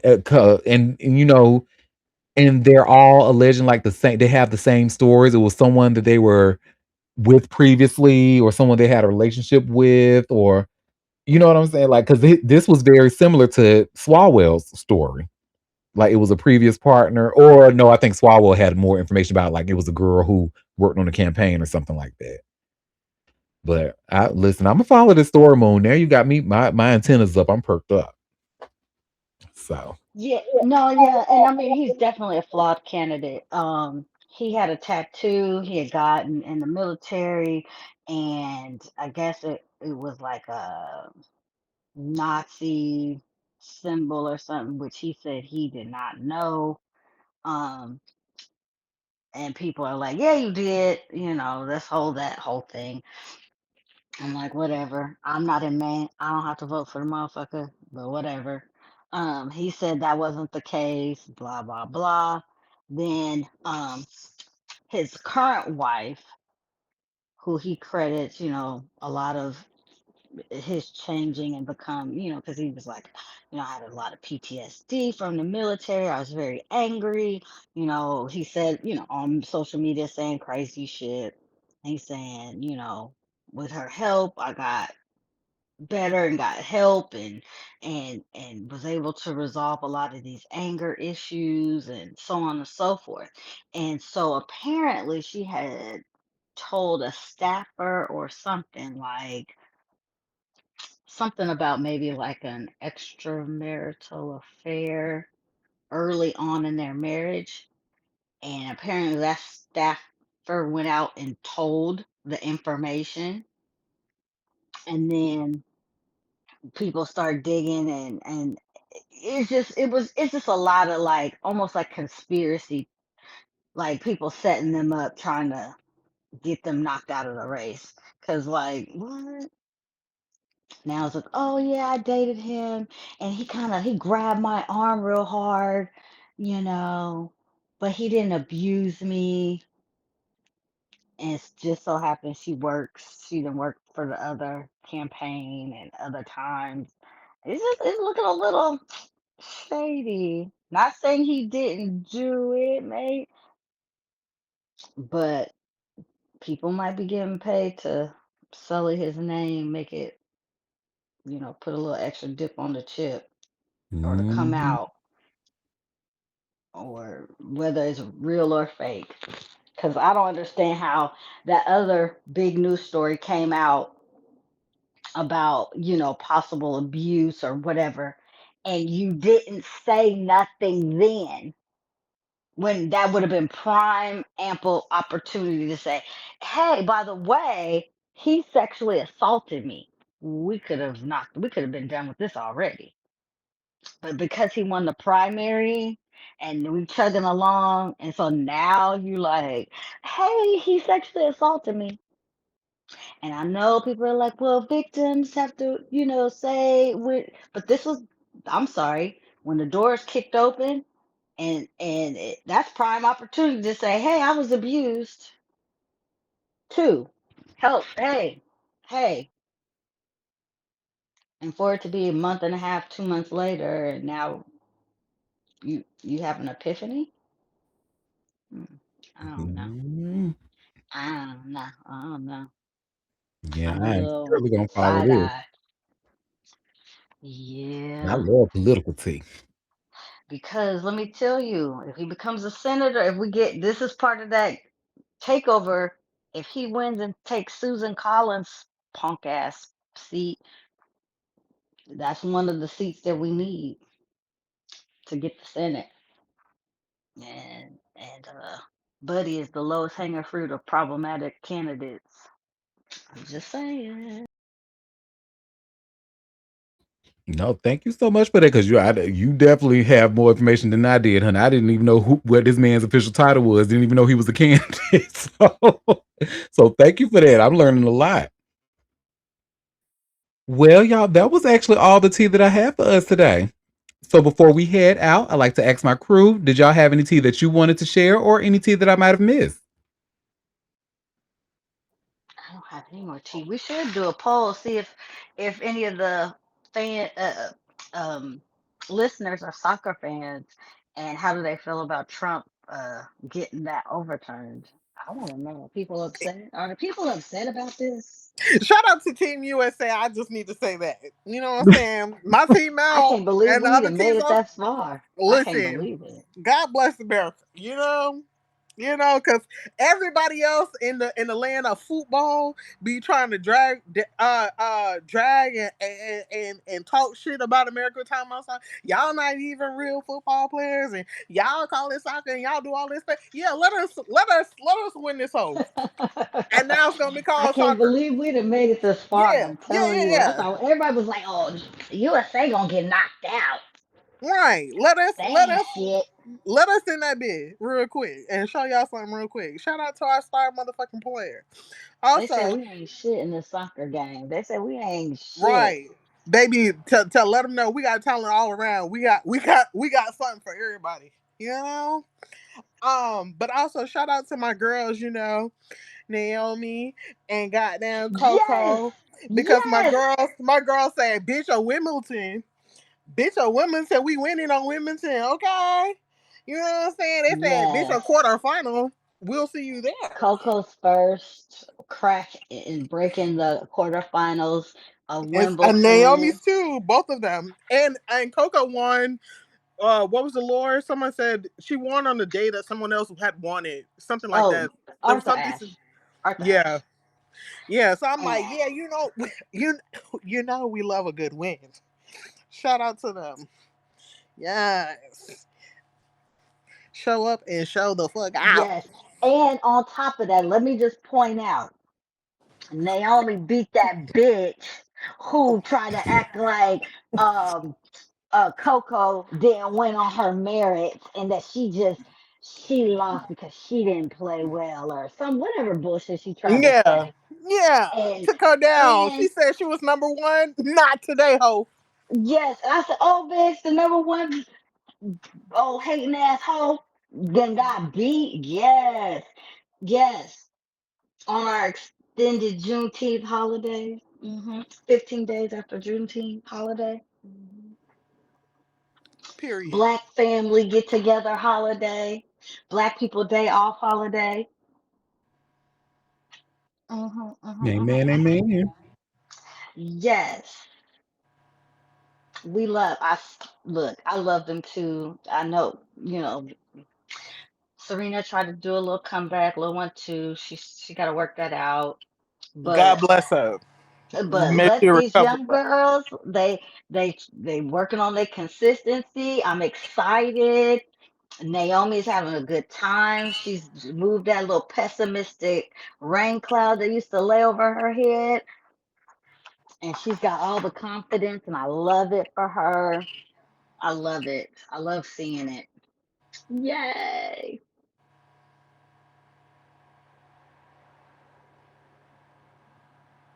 Well, thank you for all of that, honey. All of that sounded like foreign language to me, honey, but I'm so glad y'all it sounded like y'all had a great time discussing it. And just like Moon said, now just because I'm not a sports fan don't mean I don't want you to be. I actually love the passion and love to hear the conversations about it. Just don't expect me to join in. But no, but no, shout out to y'all for that. And just like Moon said, how do you feel? We would love to know. How do you feel about Trump's latest decision about whatever just happened in that football world? He did something with a red card or some other. They were talking about it on the View today, and I didn't fully understand what was happening. He I guess So got the basically, the dude got ejected for a penalty, which Libra Queen and I don't. He really shouldn't have got it, but okay, he did. So now Trump has nothing to do with the sports. He made a phone call to get it overturned. to get it suspended. So Yes, the to suspend essentially it. with the so for people who are not familiar with red cards, when you are issued a red card, you are automatically disqualified to play the next match that your team has together, and that's why it's a big deal. So he got a red card, meaning that he would have been out for this next knockout match against um, Belgium, and because of that, people, with influence was like, hell no. Because again, like I said, there's a lot of people who saw the footage, who saw the footage, and thought the call was bullshit at the initial call. Um, but High Pyros was like, yeah, you ain't hang that up, hang that up. So that's why it's the biggest deal. Is because generally, if you are red carded as a player in a match, you are out of the next match that your team plays as a unit, which in the FIFA World Yes, Cup is a huge deal because he is yes, their star motherfucking player. yes. He's the star player. That's just like your star player on a basketball team getting his fifth foul and has to miss the game. And then the president calls up and like, put him back in. Wait a goddamn no. minute. Hold on. Mm. You don't have nothing. You don't know. And even though I don't agree with the call, I don't agree with him putting his hand on the scale. Like now, now you're really sullying the water, and that's all he does. That's all he does is he muddies waters everywhere he goes. And Listen, that's why I find it so crazy talking about drain the swamp. Bitch, you are a swamp. You're a walking fucking swamp, you orange piece of shit. Okay, I'm done. listen. If you know, I've been paying attention with what they've been doing for Argentina. I'ma just say, listen, I'm with it. You know what I'm saying? Corruption Look, when it's in defense of our team. I I don't, I will I defend it. don't like it. I don't like it to Trump. I don't like it. I don't like what that represents. It's just, and then if they do win, it ain't gonna be right. You know what I mean? Like people gonna be like, well, Trump got y'all the win. Now it's gonna be weird. It's gonna be weird. It's Also, like not winning on the merits. but it's still gonna be called soccer. So there's that. Yeah, I'm always call it soccer. I'm Also, always call it soccer. um, Auntie, you see your favorite liar said something about she on the spectrum. She officially diagnosed as being on the spectrum. I sure did see that shit. Just like she Who? lied and said she was bisexual, honey. Just lying, lying, Who? lying. This is a 3-letter girl. Yeah, I saw that I shit. have I'm no like, way. oh. I don't have no way to defend her. I just like the music. Pretty gowns, beautiful gowns. See, I Yeah, I listen heard. to singers. I Hmm. listen to singers, but I like, and I was thinking about this today as her song came on, and I said, this is the only closest music that I listen to these days. Is I listen to her, but she was doing so good until she started being she. Girl, you're being weird again. Why are you doing that? You could have just not said anything to anybody. Just be quiet. And to be completely fair, based off of behaviors that I have seen, that they are can be deemed as socially awkward. So there may be some level of being on the spectrum on. Now, I don't want to take that away from her, but I just know she Honestly, does have a pattern of lying. all of So us are. We all got a titch of tears. We all got a titch of tears. All of us, in some little way. Maybe it ain't strong, but we all. That's why it's called a spectrum. We all on here somewhere, just a little bit. Some more than a little bit. Some extremely more. But she be putting her foot in her mouth way too many times. Girl, just shut up and sing, please, Lord Jesus. Mhm. Cause I can't defend you, child. You out here being weird. I just have to let Auntie go in on you because you was giving a little homophobia and it wasn't good. I can't defend that. Can't defend it. Mhm. Oh, it's always gonna be fuck that bitch from me, honey.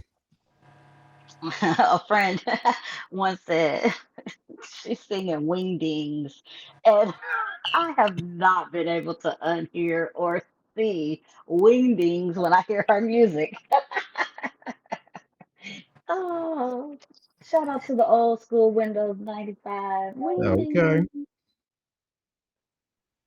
95, 98. What is it? XP. Shout out to that. You know, if you born after the time that those was popping, I won't hear nothing from you. That part. You won't in the mud, baby. We was out here in the mud playing solitaire. And what's the other one? Minesweeper, honey. And I still don't know how to play that game to this day. Child. I was just clicking shit. I know how to play now. Work. But yeah, shout out to that. And what else? Solitaire, baby, and Paint, Who the still original don't who who still don't who everybody still play solitaire every blue moon. Come on now. That's a classic. Hmm. I mean shit, if you real old, you play solitaire with real cards. Paint. With real cards. Playing the real game. That's funny. Well, y'all, I wanted to thank y'all for taking time out of your busy day to come and sip tea with me. We will be back tomorrow for another live show starting at 12:30 p.m. Eastern Standard Time if you can make it. Now, unfortunately, due to family plans, I will only be able to have 3 shows today. So this is one. So then I will only be able to have one on Tuesday and another on Wednesday. But unfortunately, we will be off on for Thursday and Friday due to family plans. But of course, we'll be back and subscribe to a bitch, hun. I like to keep you all updated through your emails and everything. Head to auntiederek.com, hit the big green subscribe button at the top left, and join my free mailing list. Well, until tomorrow, I hope you all have a fabulous rest of your day. Bye, everybody. Bye.